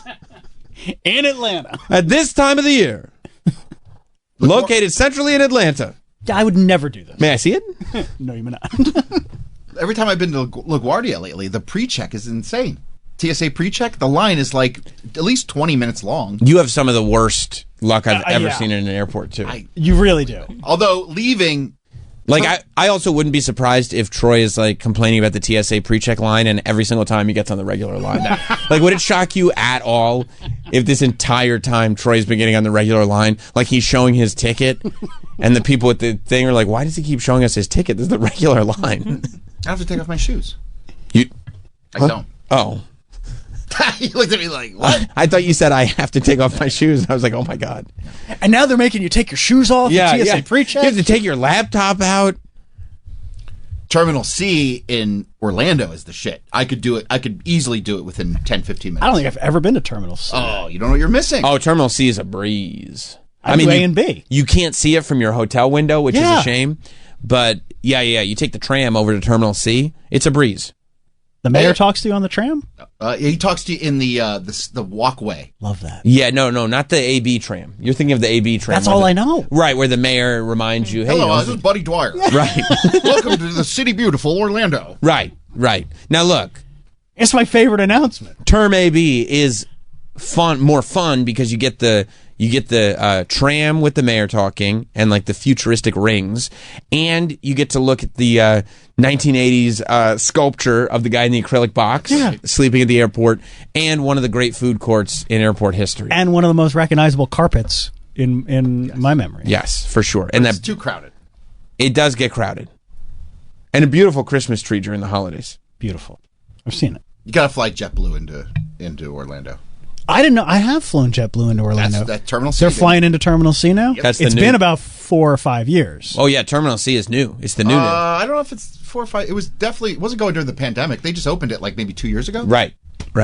No, I'm saying it's been 4 or 5 years for me. Okay, yeah. You have your flights booked for your trip? They're going to be JetBlue. Boom. There you go. Oh. You're going to see it. I thought this trip couldn't get better. Yep. Term C. Now I'm in Term C. Then Will I even touch A and B? No. It's a separate building. You're fucking me up. Yeah, you won't touch it at all. It's a different experience altogether. Wow. Now you could take the tram over to AB to get to your hotel. That's what I would do. Well, no, I'm not staying there. I was staying in Disney. Yeah. No, I'm not staying at the resort at the Orlando airport. Oh. I understand your confusion. The rooms at the airport, I believe they're called. Oh, okay. There's a pool and everything. No, I know. I would stay. I would stay there. Restaurant stays open till midnight. Unfortunately, you can chill with your homies. My daughter gave some choices for me, and that was not one of them. Yeah, blame her on this one. That's too bad. Yeah. If Dad was in charge, we'd be staying at the airport. We'd be taking an Uber to the park. Taking the 40-minute drive to the park every day. That's the way to do it. We're saving $10 a night, guys. Yes. Don't worry. Let me tell you something. This is going to pay off when we fly home. We're flying home at 3 o'clock in the afternoon. We're going to be checked out by then anyway. Checkout's at 11. Okay. Yeah, no, I think it's great. We did get the teaser trailer. Speaking of daughters, a lot of the ladies excited because the Freakier Friday teaser came out. Danielle, this is your wheelhouse. You want to know what's crazy? Yeah. I didn't watch the trailer. Oh my god! Because I don't like spoilers, so I was like, maybe I shouldn't. I mean, but I'm gonna figure it out. You didn't want spoilers? Like, I'm gonna get this. They switch bodies. I don't want to see a minute 44 of the movie. I just love that idea of like the sequel to the remake of Freaky Friday. No spoilers. The last thing I want is spoilers. Like the original Freaky Friday, was it like, oh boy, I wonder if by the end they'll switch back into the right bodies with a greater appreciation for who the other one is. No spoilers. How would you know that? But you mean you think they're going to do that again? Yes. You don't think it's going to be a different plot? No, I think that we're talking about very formulaic Act 1, Act 2, Act 3. I'll tell you at Act 2. They will have their bodies switched, and at a moment, they'll feel more apart than ever. They'll be doing wild shit with the other one's body. However, by the time we get to Act 3, they'll have a greater appreciation for each other. They'll switch back, and some pop song of the day will play as they're all on the same page at the end. All right. I wasn't sure if it was going to be like different people switch bodies or something. It is different people switching bodies. Oh, is it? See, that's a spoiler. Okay, well, I hate to tell you the spoiler. I know, it's fine. It's a 4-way switch. Family. With them included? Sorry. Fuck. Wow. That's spoiled. Wow. This time it's a 4-way switch. Because otherwise, it'd be like this old woman, Jamie Lee Curtis, switching bodies with a 40-year-old. And it's really not that freaky. Like, they could probably have a very adult and frank conversation about the plan to switch bodies back. Like, what's your Lindsay Lohan's age now? It's like if I switch bodies with one of my parents, it's not like I'd be doing anything so insane. Mm-hmm. It's like, man, you watch a lot of wrestling, Sam. You wouldn't go nuts with Mr. Roberts' body? I mean, I can't imagine. I'd be like, Dad, how do you wax this mustache? This thing is nuts. You just walk around with this thing on your upper lip all day? Man, sardines are gross. Yeah, it's disgusting. No, you got to eat them. You can't let anybody know we My switch body bodies. needs them. Yeah. Yeah, I'm feeling withdrawal symptoms. Have you been drinking the juice after you eat the sardines? You got to drink the juice. Oh, I didn't know. What about the saltines? No, you need... You need the saltines. Yeah, my dad's body is used to a certain amount of salt. There's a certain salt intake that has to come in. Yeah, seriously. Yeah. He puts a lot of that in his body. So no, they had to figure out ways to get younger people involved. Right, of course. Well, she has a younger brother. Well, he's not that much. He's only a couple years young. He's also an adult. They're all in their 40s. They're all adults. So you're telling me it's going to be like new people? Ooh. Should we just watch the trailer? I will tell you, at the end of the trailer, there's something that I think you're going to flip out about. Why do they put it in the trailer? I mean, this is literally just, first of all, because everybody already knows what this movie is. Yeah, it'd be like if like Scream came out with a trailer and it's like, you're kidding me. Ghostface is back. No. Another pet peeve of mine, like I don't even read. Is this on the list? Actually, no, but it should be. I don't even read the descriptions on like Netflix about what an episode's going to be about. I won't do episodes because they can be spoilers. You. Also, the still can be a spoiler. Yeah, that's agreed. right. Yeah. Agreed. It often is. You ever watch episode 1? You're like, what's the thing here on episode 4? After the death of the main character you just met. What? That's how I feel about some trailers. It makes you totally bothered? Yes. Right. All right. Well, I think you should see the trailer for Freakier Friday. Okay. I do think, because I want to see what you think, because to me, I was like, oh, like I can't believe this is getting a theatrical release. Why wouldn't it? I mean, Freaky Friday was huge. I know, it was a long time ago. Plus, Disney needs a hit. They do, and this feels like they're just like, you know what? We've been trying to reinvent this wheel. We already know woke Snow White is not going to work out. No, we're all prepared. Let's not even give it a premiere. Yeah, you know what? Don't get used to what you're wearing because we are losing our shirts on this one, okay, guys? So we fucked up the whole thing. Let's just be done with that, and let's go back to the Freaky Friday and see if we can get that. I mean, it feels very much like that era Disney movie when they were on a streak of making the teen movies. Yeah. They're like, nope, don't rethink this, don't reinvent the wheel, just do it again. I think, it is the right move. I am surprised. It feels like that whole generation who watched Freaky Friday is now staying at home. You know what I mean? Like they're older. Oh, yeah. But. Oh, that's interesting. Your lifelines. It's like they've intersected before. Remember? Mm-hmm. I remember. You remember when they did? You know what she's talking about, right? Mm-hmm. Yeah. In each other's path. Right.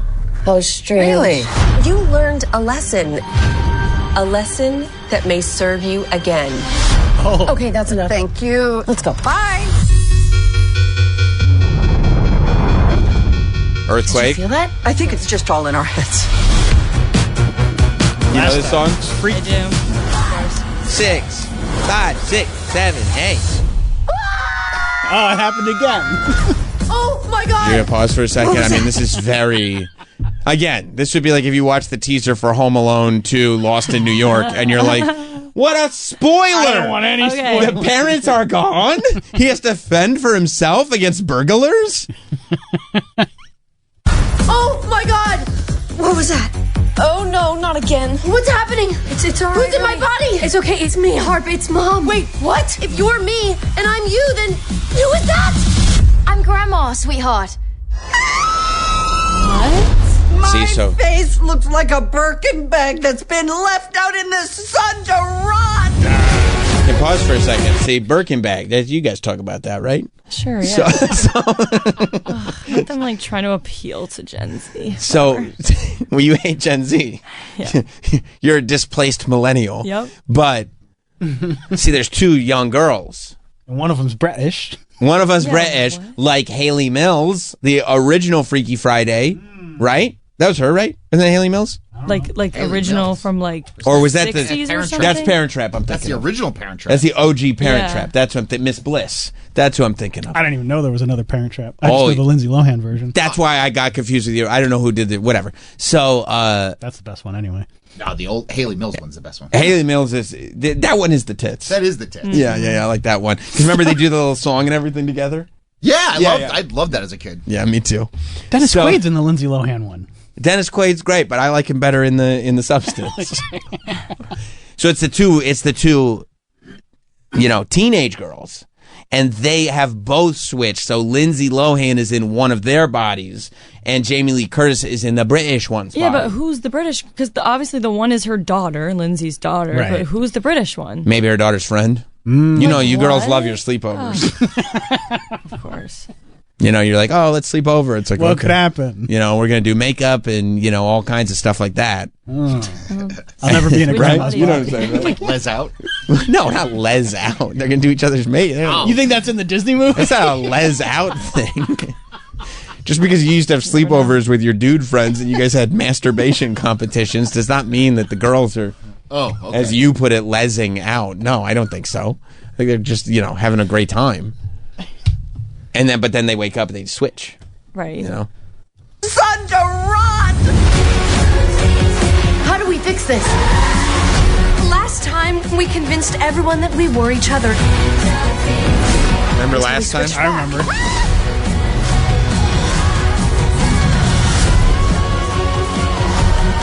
Dancing. People love dancing.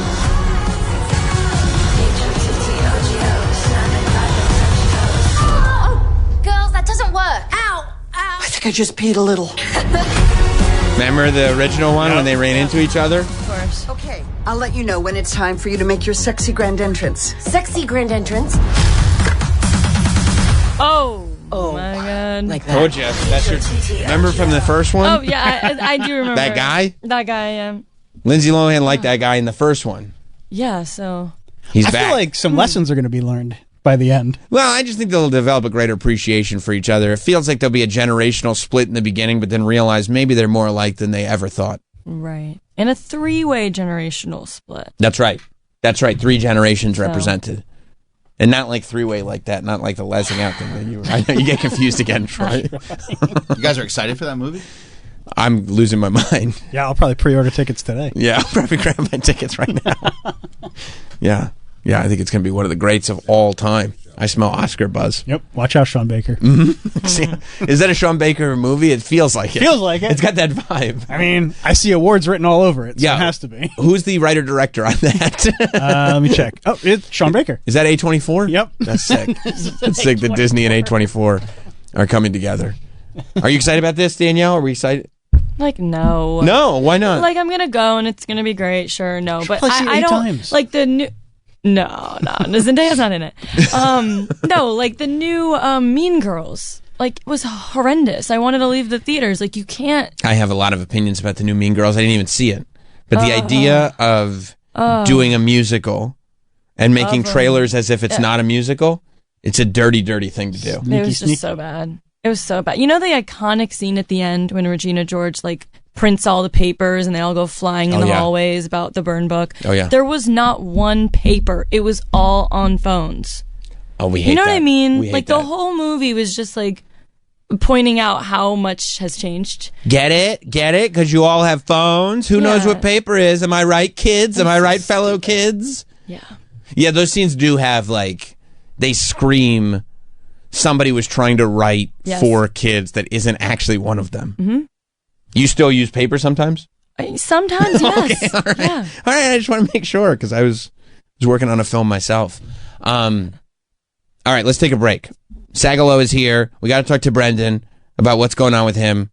Keep hearing his apartment smells like cats. I don't know. There's a lot to talk about with Brendan. We're going to have him in just a moment. Stay right there. We'll be back.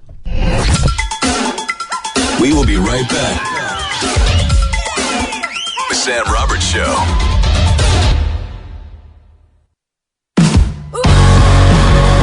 We're back. The Sam Roberts Show. Brendan Sagalo is here. Brendan, will be at the Helium in Portland on April 10th through the 12th. You can get tickets. Of course, his latest special, Thin Lips, is on his YouTube channel, at Brendan Sagalow. And his podcast, Sag Daddy, Da Pod, is available every Wednesday on all streaming platforms and on YouTube. I tried to put some stank on it. I like that. Now, let me ask you this. Do I change the name? From Sag Daddy, everybody's saying it like that. They're going, Sag Daddy, Da Pod. Well, I mean, listen, I think there's a charm to it, and there's a charm to you. I hate that. Yeah, I mean, it's not Nobody's like... ever said charming and been like, you're calling me autistic.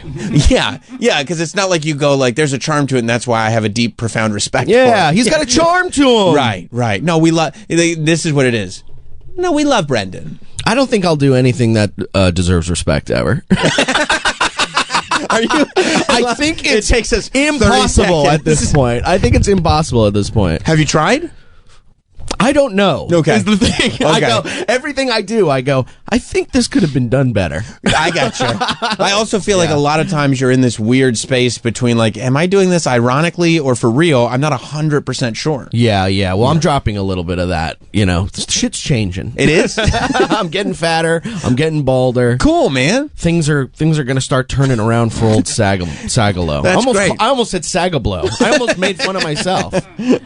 So you really don't think that that your quest for respect will you'll never reach that destination? Fuck that. You don't need now. that. You don't need that. I already got it. Do you? I don't know. I have no idea. I mean, yeah. The comments will tell you. Let's. You know what I wish we could do? An after show of this show where we look at how people thought of me after this, and then we just talk about it. And I cut myself. Right, because that way, just in case you were feeling good about the appearance, we could do an after show where it could just destroy that for you. Talking troll, we'll call it. Talking troll. Do you? I mean, are you that type of person? Can you stay in a positive space, or do you need something to pull you out of it? Yes. Yeah. To both those. I could stay in a positive space. I have like 2 days of the month where I'm like, kind of in a good mood, and I'm like, I think I'm figuring this shit out, and then it just starts going down again. But here's the thing: is once you realize that happens, it's good. You don't feel as bad. You're like, whatever. I'm just having my period or something like that. This is just part of the cycle. Yeah, it's just part of the cycle. Yeah. And then you just you do stuff. I think the world's filled with too many people that are positive. You do? I think there's too many people. You think right now?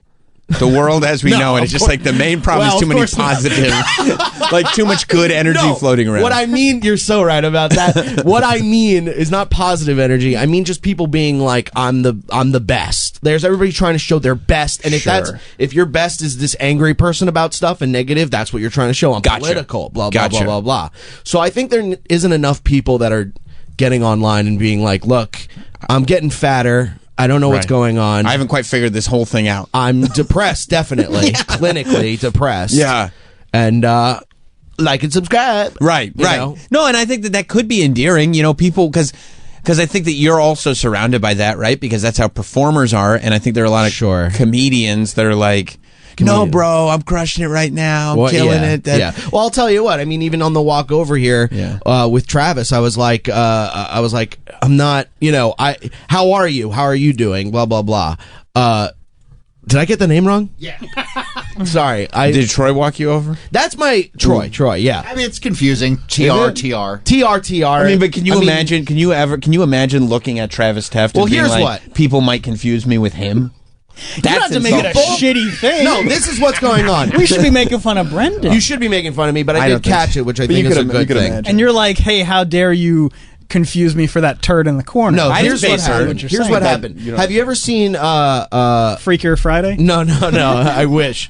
No, have you seen There Will Be Blood? Oh, I love that movie. And have you seen No Country for Old Men? Love that movie too. Don't they kind of feel like they should have each other's names a little bit? I get that. Okay, I see That's where how you're you going. guys are. Yeah. So you think that this whole vibe is more of a Travis, 100%, and this is more of a Troy, right? Because Travis, you're thinking of like a cool Travis, There's like a Travis V. Barker. There's the V. I like that. Whereas Troy, it's kind of mundane, like Troy. Yeah, like a plop. Well, I don't want to make fun of anybody's name here. Okay, I'm not trying to. But the personality, to get back on their good graces. I more mean the personality, like just a. Oh yeah, that's. Well, now you're calling Troy a plop. Yeah, no. I'm why saying am I the plop? no. Actually, I wasn't. I was saying that the name would be associated with a Look at plop, this. and you And then he aren't looks the at plop. me. He is.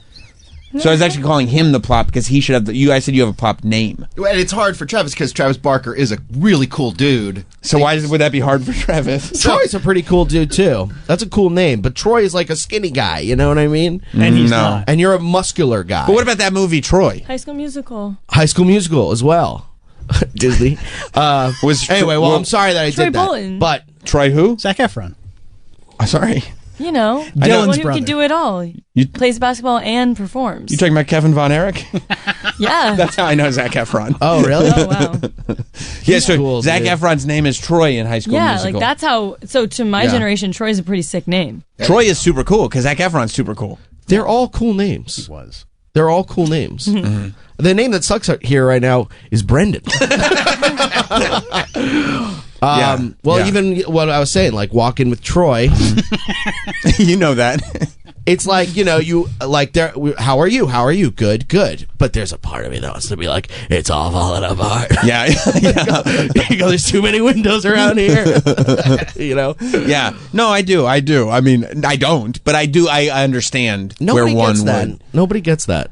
No, I've been talking about that on stage, and nobody gets that. Well, because nobody gets the feeling of like not being suicidal, but being like having the thought of like, should I kill myself? I think this is why comics shouldn't hang around with other comics as much as they do. And also, like, podcasting is infecting all of you with this idea that, like, all your conversations are with each other. So you think that everyone thinks like a comic, and nobody thinks like a comic. Right. Like, all your comic friends I are guess like, so. yeah, I'm hoping to do this hour over here, or maybe I'll jump out a window. And the audience is like, bro, like, that's crazy to I me, just got though. off work. Like, I just came here to fucking relax and have a good time. I don't know if it's a comedian thing. I think everybody feels that way. Why? Not everybody, but I think there are some people that are like, ooh, and even worse, they're not. They don't have an outlet to. They can't get on their fucking radio and be like, don't you ever feel that way? Right. They have to just say it to. You don't think comedians are far more depressive and like everybody's depressed. Oh, okay. All right, my mistake. You were just saying Troy isn't, but okay. Troy, I guess you I'm depressed. I was. I climbed out of a There you bad go. hole. That's one. Out of a was bad not hole. anymore because he stopped with the boners. True. Well, that helped. What does that mean? I don't. He doesn't I don't like want his to. I don't want to boners. get boners anymore. You know what? I I, don't like totally get that, dude.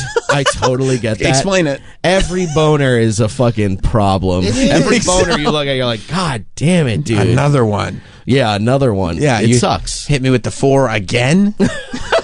I think at this point, I've gained enough pounds where my name is now 3, maybe even 2.5. Because they say when you gain weight, the penis size shrinks. Oh yeah, I mean my whole fucking fupa right now. It looks like your head. That sucks.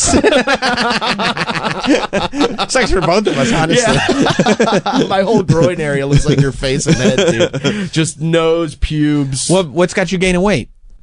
Delicious food. Delicious Yeah. food. Yeah. I'm trying though. I am trying to like. I don't know. I think I'm subconsciously mad that I can't get tall, so I'm trying to fucking go the other way. That's so great. I love that idea. I'm rebelling against God being damn short. it. Yeah, dude, it really is. Because when you're short, Right. You're easy to attack. Sure. If you're not agile. But if you can gain enough weight, people will be like, oh, he's probably like one of those strong fat guys. I don't want to fuck with him too much. Yes. Right. Yes. I do think sometimes I'm not getting fucked with on the train because I'm a big guy. Sure. But only if they knew. If they only knew, if they even approached me, I'd be like, What's your damage right now in terms of gaining weight? Like what food is? Oh my God. Are we back to the Burger King trips? No, but it's not getting any better. It's a different, different strip club. You know what I mean? Yeah, totally. It's I got Wendy's last night. Nice. You know what it is? It's like I'm trying. I think I fuck up the way I'm eating good food because I do it all during the day. Right. And I eat a salad. Perfect. Caesar, but it's still a salad. It's still It's something. better than a greasy cheeseburger. Right. And then at night I get so famished. Because I'm hungry. Yeah, I'm so famished at night, and then I just fucking. That's when you get the fast food? Yeah. Right, and then go right to bed. Oh, it's the best feeling in the world. Honestly, it is. It really is. And then, sorry, I know we have a lady present here, but in the morning when you take a huge shit, she's constipated. You're constipated My right first now? conversation on air was literally about shitting. So Yeah. Great. Great. What do we do about that? Let's start fixing problems instead of just talking about them. I love that. I love that. We're a solutions-based program. Yeah. Anybody get a vacuum? Put it right up her asshole. You're like, I'm going to find a clever word. Nope, I'm going to go with asshole. Yeah, so whatever. It's, it is what it is. Yeah. You go in and out. You go to In and Out? That's the problem. I think that's the issue. No, I mean, I get McDonald's a lot because it's quick and you can I throw those burgers down like fucking Vicodin, dude. Perfect. I just fucking pop. I get 2 of them. Nice. 2 little guys. These are sliders? No, those are actually full-size hamburgers. Large fries, I'm dumping them in my mouth. But you're in a relationship right now, right? Yes. So that's helpful. Yeah, I mean, she's great. She's healthy. She runs. She, You ever go running with her? No. What? No. I'm such a fucking fat dork that I'm like the thought of running, I go, well, I don't want to hurt my back. Smart. It's not you can't do it. Yeah. You would never do it because I can't fucking walk upstairs without being like you know what I mean? I'm being health conscious. I don't want to ruin my back. Exactly. I go, well, I don't want back problems. It's Right. more the front I want problems. Has she invited you on these runs? No. She knows. That's a nice. She doesn't do any of that stuff. Like, she's not like.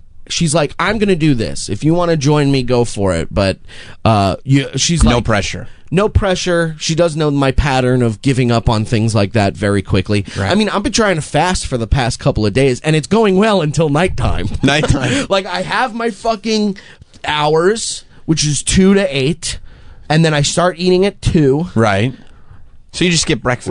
Now, why'd you look at me like that?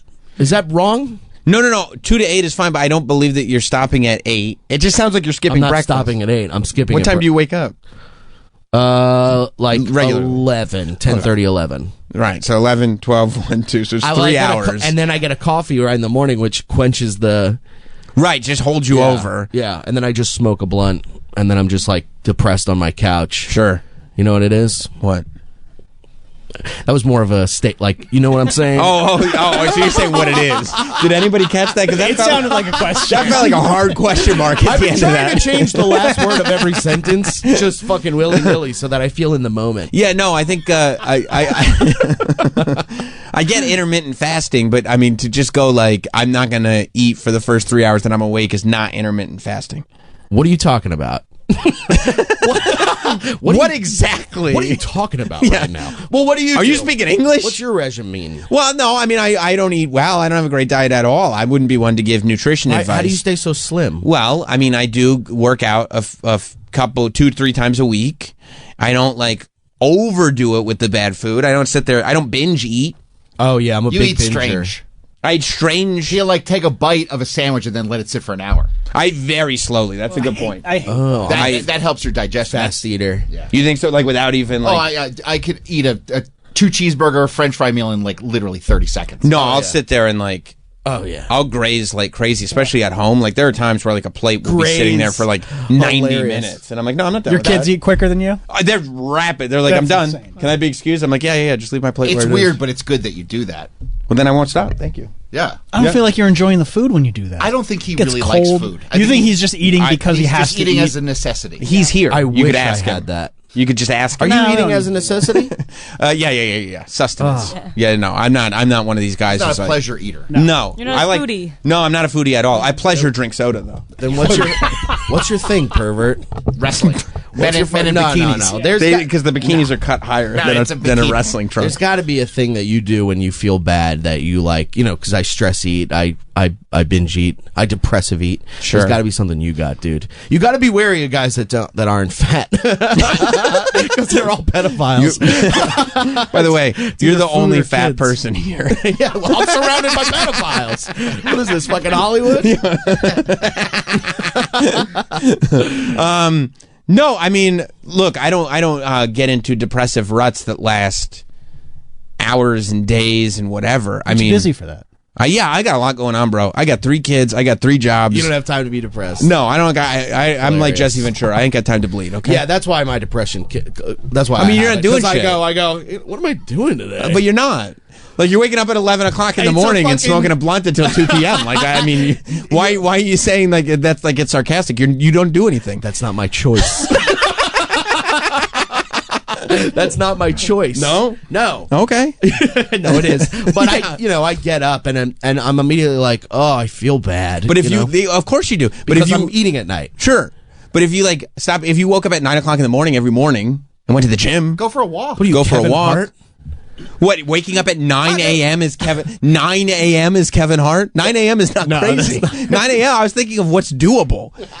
You could go to sleep at 1 o'clock in the morning and still get 8 hours, wake up, hit a Planet Fitness, grab a couple Tootsie Rolls on your way out so you're still, not going all the way. Do that? They have Tootsie Rolls and they have Pizza Fridays. I need someone to make a call right now. Yeah, I mean, just, get the ball rolling a little bit, but... I'm trying. It's so hard, man. I'm trying with little things, like what? No soda. Okay. How's that going? Bad. I had soda last night. You can't have fast food without soda. But soda's so good, by the way. I don't know. And they keep coming out with new flavors. I know. And you got to try them. Oh, no, I always laugh because I walk up to that big thing, the Coke machine, that has like thousands of different flavors, and I'm like, wow, regular Coke. Yeah. Yeah. That's the big shit that you got to cut out because it's filled with fucking sugars. Right. I'm trying to be more calm. I'm like, sugars cause cancer. Now I'm only drinking regular cold brew. No sugar, no nothing. Okay. Just toxins of caffeine. Right. No. I take my cold brew black as well. So okay. There you go. Okay. Right. And then what would your 2 p.m. gorge be? I'm gonna try and get a salad. I woke up at 11 a.m. I've been fasting since 11. Well, I better do a double lunch. I'm telling you, dude. If I can just eat at like 7 o'clock and just fucking relax and chill, I'll shed weight. But I can't. Right.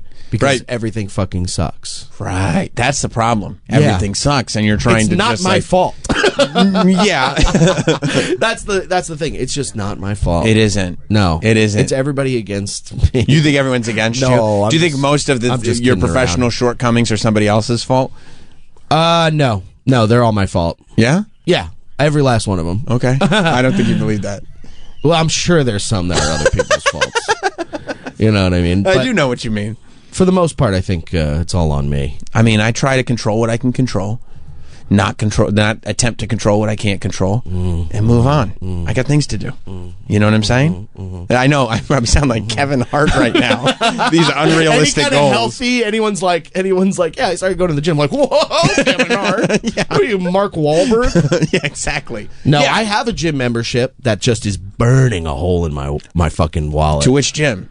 To which gym?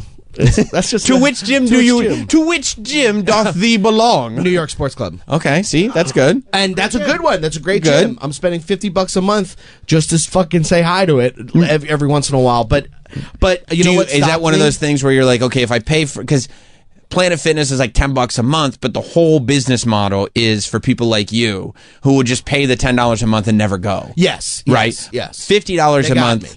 $50 a month feels like you do it to motivate yourself, right? Because you're like, if I'm putting down $50 a month, I'm not just going to waste it. Yeah. And then what do? You waste it. You do. You waste it. You do. And then I'm also spending so much money on like food that I'm ordering and all that stuff. Uber Eats. Oh, I don't do Uber Eats. I do Grubhub. Okay. Still, they tax it like crazy. Yeah, it's insane. But then once you're doing it over and over and over again, you're like, fuck it, I don't give a shit. You know what I mean? It's all this. It's just like self-destructive. I could spend that. I've been spending that, and, and nothing's happened. You know what I mean? I'm still here. I'm still here. I didn't die. Right. No, I went to the gym. I was going to the gym 3 times a week. Okay. That might be a lie. It might be once. There was 3 times in 1 week. and I was feeling good, and I was, I look like a fool when I go to the gym because I don't know what the fuck I'm doing. I'm wearing clothes that I think are gym attire. You know what I mean? Like some fucking like gym shorts and like no, I get it. I totally get it. And there's real fucking people that know what they're doing, and I'm like doing it wrong probably. Like I'm probably like hurting something in my ankle by doing like a whatever probably. that is. But I bet have very strong ankles. Based on buddy, you want to see my fucking ankles? I mean, let's see them. They got a lot to support. Shut up. No, I'm just saying they're strong. Come on, I'm Sam. Oh, God. You're saying there's a lot of weight above the ankle. Yeah. I mean, that's where most of it would be on anybody. That's all. I got a comment. No, you're not. You're not helping. You pretend like you are. No, it's okay. It's okay, boys. Are you okay? It's all right. Are you okay? I'm okay. Okay, good. And I'm trying to stay off Ozempic. I'll tell you what. Why? I'm not putting shit in my body. Are you kidding? You put shit in your body every day. You eat fast food every night. Yeah, but that's been tested for years and years and years. We know what McDonald's does. Right. Okay. Bad. This is Ozempic year 1. Right. What are you doing? You think it's gonna be worse than McDonald's every night? Yes. Okay. Yes. You're putting some toxin in your. Yeah, that's what McDonald's make. Yeah, I mean, yeah. You tend to lash out sometimes. Oh, I lash, dude. Yeah, I enjoy it. Well, okay, this is going to be crazy because it's an investment.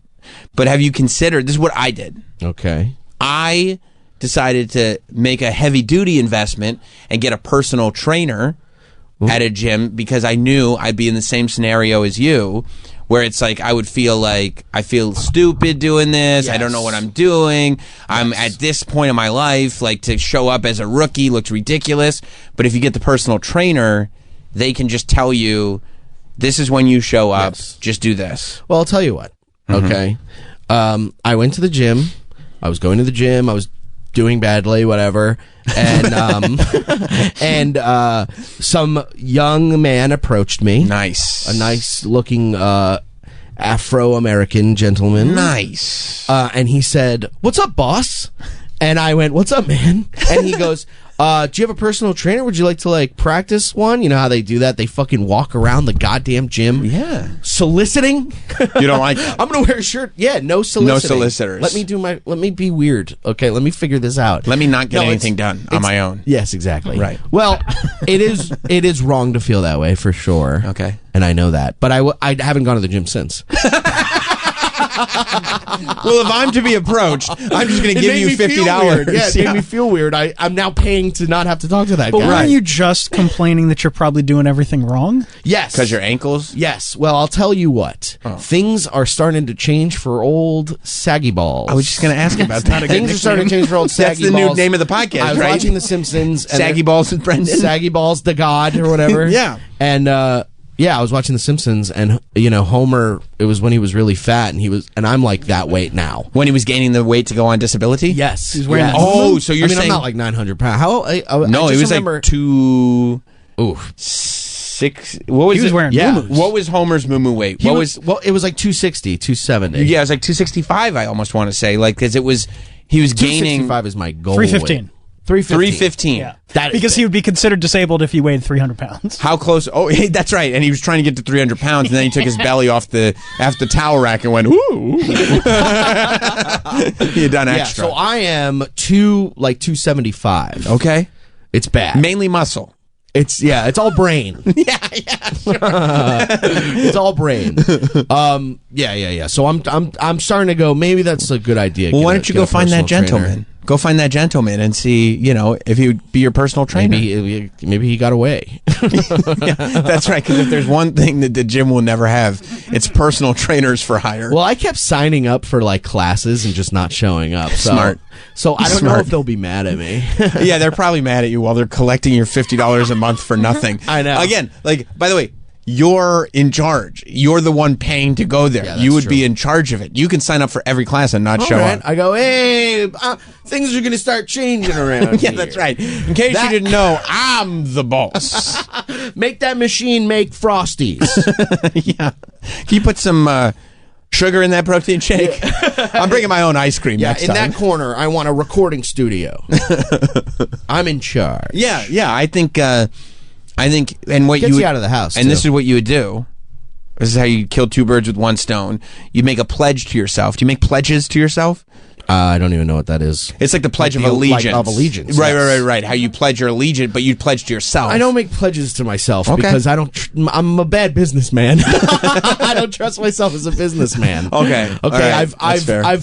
I've fucked me over before. You know what I mean? You don't want to deal with you again. McCannon tried to say that. He was like saying how Kobe would make a deal with himself, and he's like, you got to go to the gym today, blah blah blah, and you never break a deal with yourself.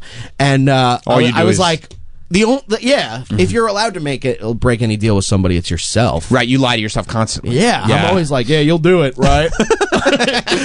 Me and myself are in cahoots of not getting anything done. You make a deal with yourself, and your other self goes, do you believe that sucker bought it? Yeah. I'm counting money, sucker. Yeah. No, but what you would do is, because you'd obviously have to make an investment, you have to pay for a personal trainer. So if you go, I'm going to use the money that I would be spending on whatever your Grubhub. Yeah. Use the money that I would be spending on Grubhub on a personal trainer. Now you're starting to solve the problem. Do you see? Yeah, but now there's another problem. Go ahead. I'm hungry. I'm famished. I'm starving. Yeah. No, but what do I do for food? Grab some cold cuts from the supermarket. No? You can make healthier options. Cold cuts aren't that healthy. They're healthier than whatever you're getting on Uber Eats. Yeah. You're like, you know what? I get like a deli burger. Cold cuts you do not. I get deli burgers. You just told me, what'd you get last night? Well, Wendy's. So shut the fuck up. But I do. There's a place near me that I also get burgers, but they're still bad. I'm not saying I get a bacon cheeseburger, medium rare. Right. So if you just start with fucking drop. If you start with cold cut sandwiches, that would be better. If you bought cold cuts at the grocery store. I'll tell you what. I also had a day where I did go buy cold cut. I was in the healthy mode. I was coming up. I was coming up out of the darkness. Yeah. I got cold cuts. I got out of the darkness. Yes.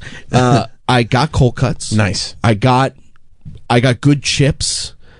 I'm using this app right now. I got the kettle chips. That Feeney showed me. There's this app. It you can scan things. Oh, for it's called Yuka. Oh, I think I've heard about this, where you scan it and it tells you what really bad. If it's good or bad, and they give you healthier options. This feels like did I hear about this maybe from a Bob Kelly podcast? This feels like I don't know, maybe I don't know. And then it feels like Bob Kelly had this. You gotta try Yuka, dude. Doesn't that feel like a Bob Kelly thing? And then he instilled his wisdom upon Feeney. Oh, maybe. And then Feeney decided to teach his friend Sagalo about it. That feels like it checks out. Look, I don't care about the Oregon Trail. Fuck me. God damn it. Origin.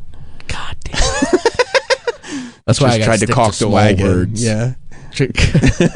Oregon Trail. Yeah. Well, anyway, I'm not sponsored by it, so let's not talk too much about it. What, Oregon Trail? I didn't know they were sponsoring. Yuka. Because if they are, I'm king of Oregon Trail. If they're sponsored, they're throwing around money. Yeah, so but you're scanning shit. I scanned shit. I got some healthy food, whatever. Right. And then it's hard to make a habit. Yes, it is. You got to do it multiple times and over the course of weeks. Yeah. That's what they say about soda, right? The people who can quit soda for 2 months, you're good. Then they're good. Except that's a tough 2 months. When I was I stopped drinking soda in college, and then I went so fucking long, and then I was like, let me get a little soda, and it's just been like downhill ever since. It's so good. Dude. It tastes so good when it touches your lips. I know. I have like a Scarface-esque arc with soda. With soda, yeah, I get it. I get right that. Back into it. I get it. Told my sister. Joe in Albany has a question. What's up, Joe? Hey, a question for Brandon. If you found out your girlfriend had like a fat fetish, that's so funny. And that's why, she was, stay fat for mama. Would you? Would you? I'm not saying that's how she talks, but just something like that. And would that make you? I feel like that might make you. Would that make you upset? Want to lose weight because it make you uncomfortable? Yeah. What if you found out there was a fat fetish? It wouldn't make me uncomfortable. It would make me. Be like, someone wants me a certain way, and I would go the opposite. Really? Yeah, because I'm just like that. I'm stubborn. You know what I mean? I'm not doing this for you. But I asked her that. I did ask. I was like, do you have like a fat fetish? And she was like, no. Which could be a lie. But why would she lie? I don't know. It wouldn't make me go anyway, though, because I love her very dearly. And also, you love food. Yeah, if she had a fat fetish, I'd be like, problem solved. Yeah, this is great. Yeah, I would say I'm doing it for her. Although I have heard that you guys are role playing. Oh, you heard about that? I heard that you're role playing.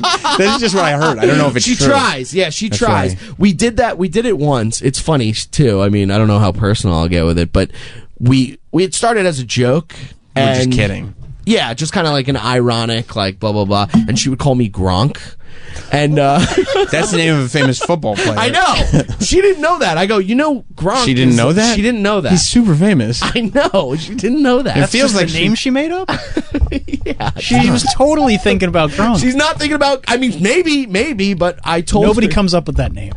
So I like No. That's like a brain rot thing. Gronk? Yeah. Like Gronk is like a stupid like Gen Alpha, Gen Z, If like it baby wa- Gronk. Exactly. Like, That's right, and that's the same thing that I told my wife when I was like, "Oh, I'm going to call you Aubrey Plaza." Aubrey Plaza. It's just a brain rot thing. Undertaker's just a brain rot. Yeah. Call me Susan Sarandon. That's right. That's right. Well, whatever. So we tried that once. How old is she? Is she a younger lady than you? She's a few years younger. She's about 12 years old. Okay, all right. So that does check out. Yeah, I met her at a Baby Shark concert. Oh, cool. So it's been a couple years. Yeah, That's nice. It's been a couple years. That's nice. It's been a couple years. Yeah, That's we nice. waited until there was a courtship. She's 26. She'll be 27 in a few months. Okay, And so she's I'm- on the cusp of brain rot.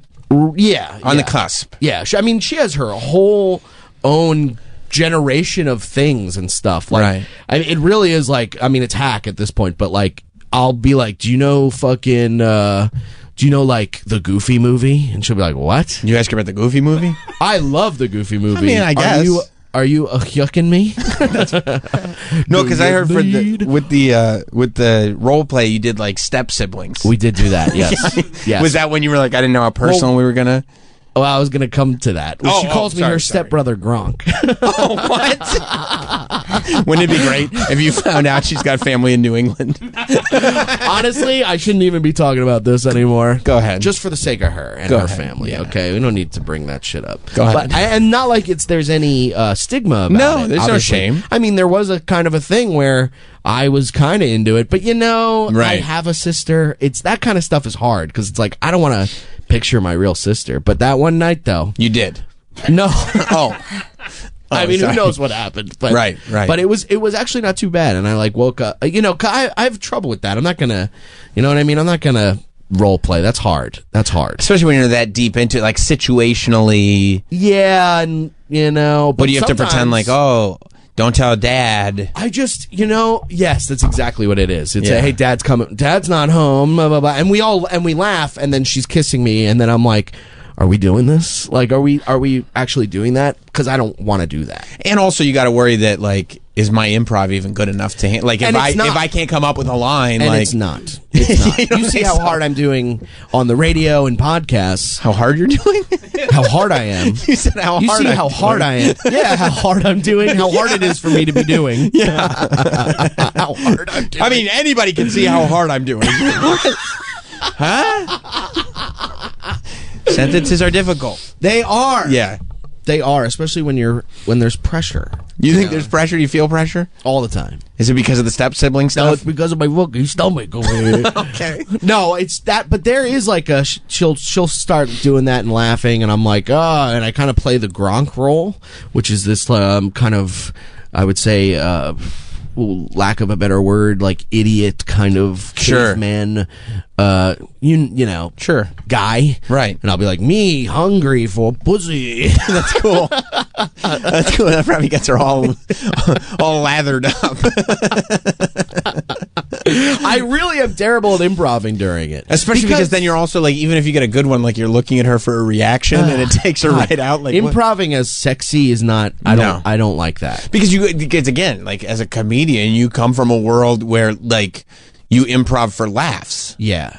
I can't improv. I have no practice of improving to be sexy. Right. It's all laughs. You've never thought of yourself as like a sexy comedian?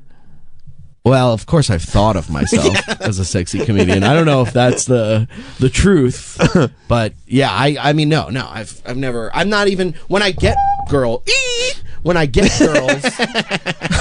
the fuck was that? When I get girls, it's because I'm funny. You know what I mean? Like, yes. It's all funny the entire way.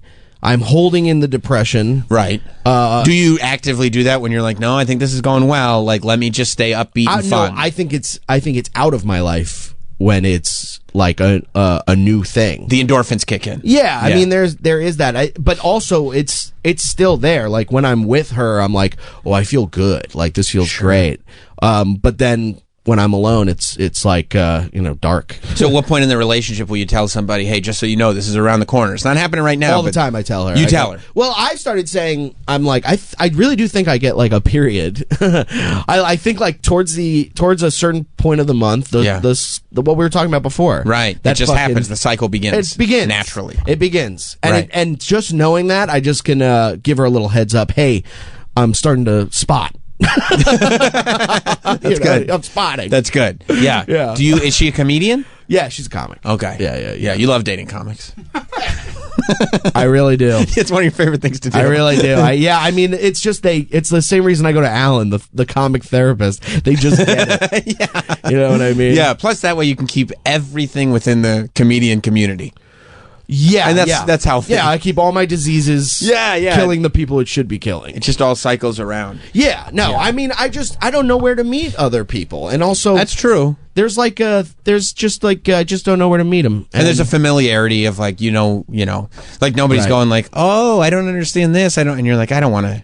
Yeah, I don't want to have to explain anything like that. I mean, I barely want to you don't want to do that anymore, right? So and she's just great and she's funny. So it's like it. I mean, if you're happy, yeah, and you can play the Harry Potter game again. So like everything's good, buddy. I can't fucking believe that. You know, at one point, this is how much of a fucking bitch I was in that relationship. I went up to her and I was like, "Hey, look." Oh, this is so fucking lame. But I was like, if I played Harry Potter on Twitch. And I used the money that I got from that, and I donated it to an LGBTQ community. Would you allow me to play the game? I think about that moment a lot. To play that. I think about that moment a lot because I'm like, how beaten down was I? Yeah. That I was like, you don't realize it when you're in it. That's right. And then you get out and you're like, I can't believe I fucking did that. I can't believe I was like, please, pretty please. And literally I remember her in the kitchen. She's in the kitchen. She's making some fucking bullshit. Sure. Now, her food was good. She made good food. And I still love her. I'm like, no. I was like standing in the doorway and I'm like, so like, okay, let me ask you this. What if by the way, I had no money on Twitch. I had no followers, nothing. I was like, maybe I'm lying. You weren't in a financial position to be an ally. Yeah, I go. I'm like an early charity. I go, well, 90% of that has to go to me, so I can subsidize. Of course. But I just remember her going, Brendan, no, and I was just like. Okay. Oh my God. It sticks with me. That moment sticks with me a lot. It is. I'm like, what are you, my fucking mom? Right. And that would be the arguments. I go, well, you know what? I don't need your permission. Right. That would become that. And I don't need your permission to do that shit. I mean, playing a video game is not like a bad thing, but also you're 100% right. When you're in one of those relationships, like you kind of get there slowly. Right. And then once you're in and you sometimes don't know how did it get here? How did it get here? Yeah. And that's one of those moments that you don't really, really realize until you're out of it. Right. Like I've had those, way back when, where you have those moments where you're like, oh, this is normal. Like you feel great in a relationship. Yeah. And then you realize you were in such a bad one before. Like this feeling great for me is most people's normal. Oh man, dude. It's such a trip. The other like a couple of months ago, I was talking to a friend who was having boyfriend issues, and she's like, "Oh my God," and he does this and da-da-da-da. And I was like, "Dude, I'll tell you what everybody told me. This isn't normal." And then he was standing right behind me, and they're both comics, and I was like, "Oh, what's up, man?" And now he doesn't fucking talk to me. I don't think he likes me, but that's okay. But but it's not normal. No, it's not normal. I mean, it's that not level normal. of if you're not. The shit that is not normal. Like if someone's like, oh man, she's so mad at me because of fucking toothpaste or something. I gotta, I'm always late or gas in the car. It's like nobody's having that sadness, like walking around being like, oh, she always tells me to put gas in the car. Right. It's like you just kind of. But if somebody's like, you can't play a video game, you can't watch this thing, you can't make up your own fucking mind. And you know what? I kind of get it a little bit. Because with everything that's going on politically, there was a part of me that was getting into it. Like I was watching all this news and shit, right? And I was like, how could we fucking live like this? Right. Why does nobody give a shit? And that started to raise and raise. And I was like, sure. Oh, whoa. I was like, that's how it fucking happens. That's how people go, Like, that's how you have, you're saying to your boyfriend, you can't play that video game. Sure. Because you're just, these people are so fucking into it. Right. And you're right, I shouldn't be playing. You're right, I should. And it's the same thing on the other side. That's how people end up, like, devoting their families to QAnon and, like, yeah, exactly. Like, just going deep down this road that you have no idea how to turn around Exactly. from. And you know what? With the fucking video game, it's not like I was playing J.K. Rowling the game, okay? Yeah. You know what I mean? I'm not walking up to people, press X to discriminate. You know, so Brendan couldn't play Harry Potter because J.K. Rowling is a turf. I had a very liberal and just go sure. Yeah, sure. Well, how do you feel about that? Because you got glasses. Harry Potter also had glasses. Is that or? No. Where's the connector? No. I don't think that was his. I don't think there was one. I was just saying, you've you know, just trying to be helpful. You look like my ex-girlfriend, who would be like you can't play that fucking game, blah, blah, blah. Yeah, I'm sure you're not like that. Well, I mean, no, like I'm not a fan of J.K. Rowling for all that stuff, but it's like I still watch allowed Harry to play Potter. the video yeah, game? like you know, you can still enjoy it. Yeah, it's separating how I feel. the artist, whatever. Yes, that's how I feel. Plus, it's several steps removed. Yeah. You know, and it's a wizardry thing. It is, and you know what? You know what really annoyed me is there was a fucking argument. You know what I mean? There is an argument to not wanting your fat 33-year-old boyfriend to be playing video games at 3 p.m. all day. Yeah, but you were doing it for profit on your Twitch. Yeah, I was making money. A lot of money. Yeah, I was doing it for the donations. Yeah, I'm building a brand, honey. Yeah, to all 20 people that would be in there being like, you suck. I go, okay, please donate. 20 people just there to be like, hey, you suck. Yeah, hey, just came in to say you suck, going back to Lewis's stream. Oh, cool, thanks. Thank you, fans. So glad the exposure's doing the trick. Yeah. Maybe subtraction is addition. Yeah. But, you know, there is an argument to not wanting, like, I come in 5 seconds, and then she's, like, laying in bed unsatisfied, and she hears me in the other room, like, turn, blink, like that, the Xbox turns on, and I'm like, expecto patronum. No, there is, you have to pick and choose your spots. And you do, I feel like at a certain age, have to be able, if you want to play video games, you also have to be able to be like, this, I'm accomplishing this. Yes. Therefore, this is fine. Like this is balance. This is what balance is. Yeah. But if you're like, I play video games after I leave you unsatisfied sexually, then that balance is a little off. I go, babe, I'm going on. Yeah. Give her a forehead kiss. It was good for me, babe. Yeah. I'm going to go. That was so good. My stupid, fat, flat ass is just walking away. She just sees you still nude with a headset on, playing your game. Where are we landing, boys? That was amazing, babe.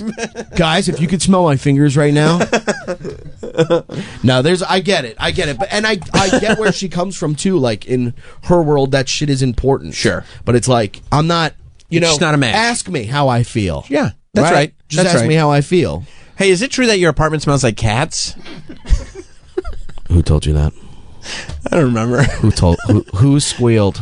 I don't remember. It also smells like pigs. That's why I said who squealed. I gotcha. Does it smell like cats? I can't. I don't know anymore. That's what I said. I was privy to a conversation where they were like, I can't believe that Brendan says that he can't smell his own apartment. His apartment definitely smells like you cat. were talking to Mike Cannon. He's the only person that talks about it. And then I'm not going to say who it was, but he was like, look at this microphone I got from him. Yes, it's covered in cat hair. Yeah. Would you like to do my podcast, Beautiful Boys? I'm not going to say who it was. Oh, you were there. Yes, I'm not going to say who Mike it was. Cannon and yeah. He seems to have a problem with that, but that's okay. No one else seems to have an issue, and if they do, they're not. They're not talking to me about it. I just realized there's a camera facing me, and I just got very insecure about it. You did? Yeah. Yeah, we're putting all this out for everyone to see. Oh, Jesus. I have a cat, so what? Right. Just the one? The mic was just covered in cat hair. He's the best, too. Does he piss all over? He pisses in his box. Yeah. Because Troy has a cat, but doesn't like smell like cats and stuff like that. Not that I've never said that you smell like a cat, but they tell me. Do I smell like a cat? I haven't smelled that. But they tell me your apartment like reeks of cats. Who said that? I'm not saying. I'm just saying. I don't know what to tell you, man. That's the price to pay to have a fucking little friend there. I guess you know what so. I mean, I'll have I don't smell it. I don't care. I mean, I also anytime someone's coming over, I vacuum. I clean the litter box. Okay. Clean the shit up. I don't know. Okay. I'm just because that's why I asked. Mike, get in here. Right. You know he's listening. He probably and maybe and I don't know if his Producer Nicole. I don't know. Oh, Nicole said it too. No, I don't know about that. I didn't say that. Balls on Nicole. Wow. Okay. I don't know. I just need to know, though. I got a couple of traitors in the midst. That's fine. I got a lot of enemies. Right. Got a lot of people trying to drain me of this energy. Yeah. But they will not take away from a N-word. Right. So this whole Kendrick Drake thing, you're like, Drake. I don't know. It's all in the past. At this point, you kind of like, you go like, what was that from both of them? You're like, what the fuck was that? But I'm not in that world at all. So no, I'm just what world? I mean, you rap. Yeah, I mean, what am I going to talk about it? Who wants to? I'll say this though. I did read recently. Go ahead. That the Kendrick Lamar you can save someone's life to CPR. Yeah. With that "Not Like Us" song. Boop boop boop boop. Yeah, you go. Yeah, you go. They not like us. They not like us. That's Isn't that great. Hilarious. Yeah. Imagine you're choking and then someone's like, I hear you like them young. You'd be like, did I go to hell? Yeah, but that's cool. That's cool. I don't care. I hope both of them live happy lives. That's all I care. You're such a big person. I'm being political with people that'll never be in the same room as me ever. Actually, I was in the same room as Kendrick once. I went to Saturday Night Live. You did? Yeah, and he was the musical guest. That was a while back, though. Yeah, it wasn't this season. Well, what's your point? I'm just saying, to be like, yeah, one time several years ago, I went to Saturday Night Live and saw Kendrick Lamar as the guest. It's like, okay. Why do you hate things that you don't understand? I understand it. Just a while ago. I went to SNL once, too. Great. You see what I'm saying? I'm happy for you. Watch who this. is the musical guest? I don't even... I'm not watching nothing. Watch you this. Watch this. Watch this. I'm flipping him off. A few years back, I went to SNL and Emily Blunt was the host. Cool. See how that's not that interesting? I think that's cool. No, because you just made... You see, Travis, you're the producer. Yeah. Is that story interesting enough for air? Are you sure you're not Troy? See, I like that. That's better. That's a stupid story. Yeah. That's why I didn't plan on telling it. Okay. Yeah, but even stupid stories are liquid to big conversations. Liquid? It's oil for big conversations. Oh, I gotcha. You know what I'm saying? Yeah, you're killing it, dude. You're killing it. You're the best. Brendan Sagalow is performing at the Helium in Portland on April 10th through the 12th. I would tell you, go out and see him. He is great. He is hilarious, and you know he is hilarious because he keeps bagging all these comedian broads. Yeah, they think I'm funny. Yeah, but they got problems of their own. She's actually very good, though. Not her, though. Not her. I love her to death. Unless she betrays me. Him. Yeah. Please let me keep playing the video game. Yeah. She doesn't give a shit. Yeah. Go see Brendan at the Helium. Watch his special Thin Lips. It's on his YouTube channel, Brendan Sagalow. And of course, Sag Daddy DePaud has everybody talking right now. Everybody loves it. It's fantastic. Watch it on Brendan's YouTube channel or listen to it wherever you get podcasts. It's always a pleasure, man. You're the best. I love you very much. We're going to do the after show now where we go through all the comments. Here we go. He sucks. Sagablow sucks. Sagablow. We'll see you guys tomorrow.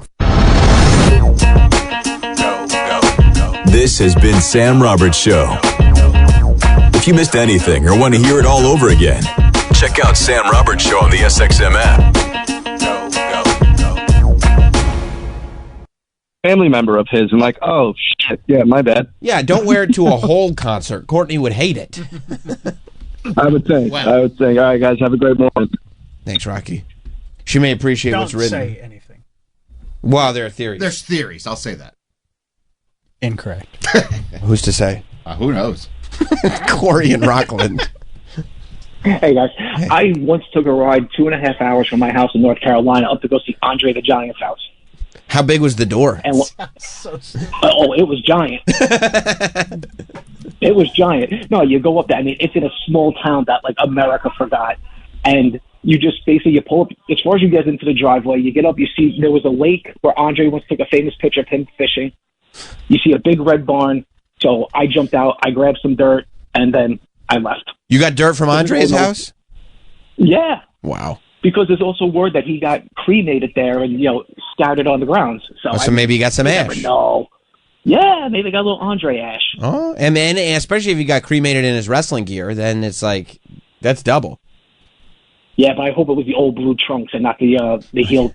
The heel singlet. I got you, Babyface Andre. Yeah. I get it. Yeah, that's what I want. You know, because that's who I grew up with originally. Was Babyface Andre with the big afro. Sure, they cut it. Sure.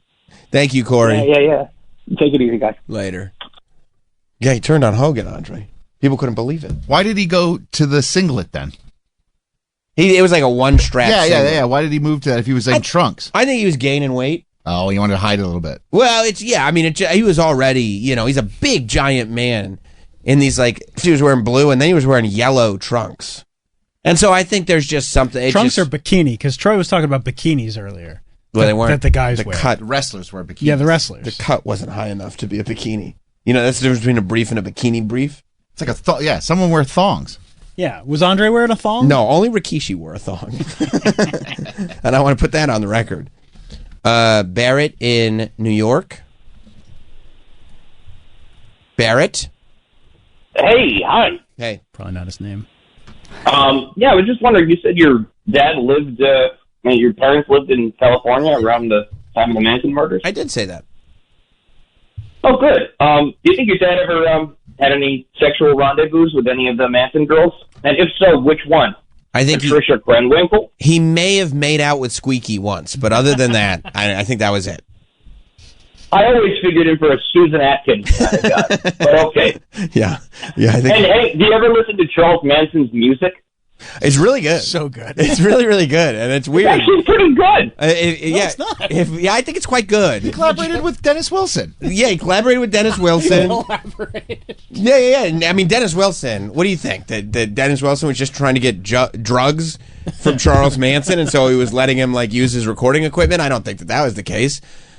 Yeah, what do you think? Terry Melcher has bad judgment? Yeah. No, actually, Charles was quite a skilled musician. Do you have any? And I believe. Do we have any Charles Manson in the system? I believe Manson or the Beach Boys may have recorded a Manson song.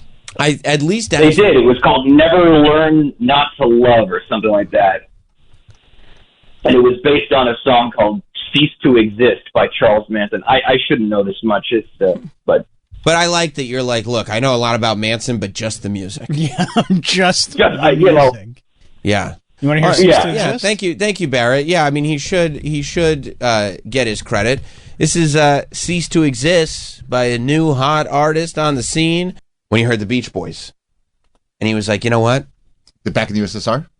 I better show the Beach Boys what I can do. Oh, yeah. Oh, well, of course, with Sgt. Pepper. And then with Sgt. Pepper. Somebody said the Beatles can do it all, but they can't do the blues. Mm-hmm. And then John wrote Your Blues. Oh. I mean, that's on the White Album, fucking incredible. Just seeing Paul and John looking at their iPads at somebody talking shit. I was like, okay. All right. Two guys constantly being like, oh, okay. Oh, no, we can't. We can't do that. Okay. We can't. Oh, this is the box that we're in. We can't go. Oh, no? Oh, I'm sorry. Oh, okay. I thought we were the two greatest songwriters ever. Yeah. I don't know if you realize, but our style is by choice. If you want us to come into your genre and fuck you up, we can do that too. Anyone else got any questions? They're like MGK. I've heard that. I've heard that many times. That people say the reason we like MGK is because he's this generation's Beatles. Yeah, he's the Lennon McCartney of our generation. Both tied up into one. He can do rap, emo, pop punk, bounce around, whatever you want. He's unstoppable. He's like Paul and John. He's just like Paul and John. I was actually just thinking that. Perfect comparison. Thank you. He's like MGK. Paul's like, what the fuck did you just say? What? Yeah. I mean, speaking of music, it's kind of a wild story. The fiance of that band, Faster Pussycat, falling off. Take Me Down. Yeah, falling off the boat, falling off the cruise ship, and the reports are that the fiance fell off. They were on like an 80s cruise, which already seems like hell. Wow, I mean, dude, imagine the clientele. Oh, she passed away. Oh, I mean, it already, I probably would have jumped off the cruise. I mean, it seems... People are there by choice. It seems horrible. Like, this is an 80s... Oh, my God. An 80s-themed Royal Caribbean cruise. Just stuck on that boat for days. walking by people going, you know when was the best? The 80s. 80s are the worst. I mean, those people are, 50s pushing 60 at this point. It's like elderly. You know what was great? Don't tell me. Let me guess. Was it the 80s? Yeah! How'd you know? So they're on this 80s cruise. And then, I mean, what I didn't love in the article was that they said that she fell off the boat following an argument with her fiance. That always happens. And if I'm the fiance, I'm like, don't put that shit in there. Because there's only one thing that anybody goes to. The minute you hear fell off the boat following an argument, there's only one thing people hear when that gets written. Oh, yeah. And immediately, like, you're almost done reading. Yeah. I don't need to look at any more facts. I don't need to. Got it. Yeah, okay. I think I see what's going on. And you're like, we didn't even really argue that. We were arguing about where we were going for dinner. Well, it was an argument. We're going to put it in. We're going to print it. It is weird when people fall off of boats. Especially cruise ships. Especially cruise ships. Because it's like... I mean, look, people do get drunk on cruise ships. Of course. Seems hard to do. Yeah, of course. But it is weird that when you're out and you look out over, like when it's middle of the night and you're looking out, it's dark. Yeah. It's fucked up. If you were trying to get rid of somebody, that'd be the way to do it. I don't think so, because the minute anybody says they fell off a cruise ship, they're like, which loved ones were they with? The minute. Anytime anyone's fallen off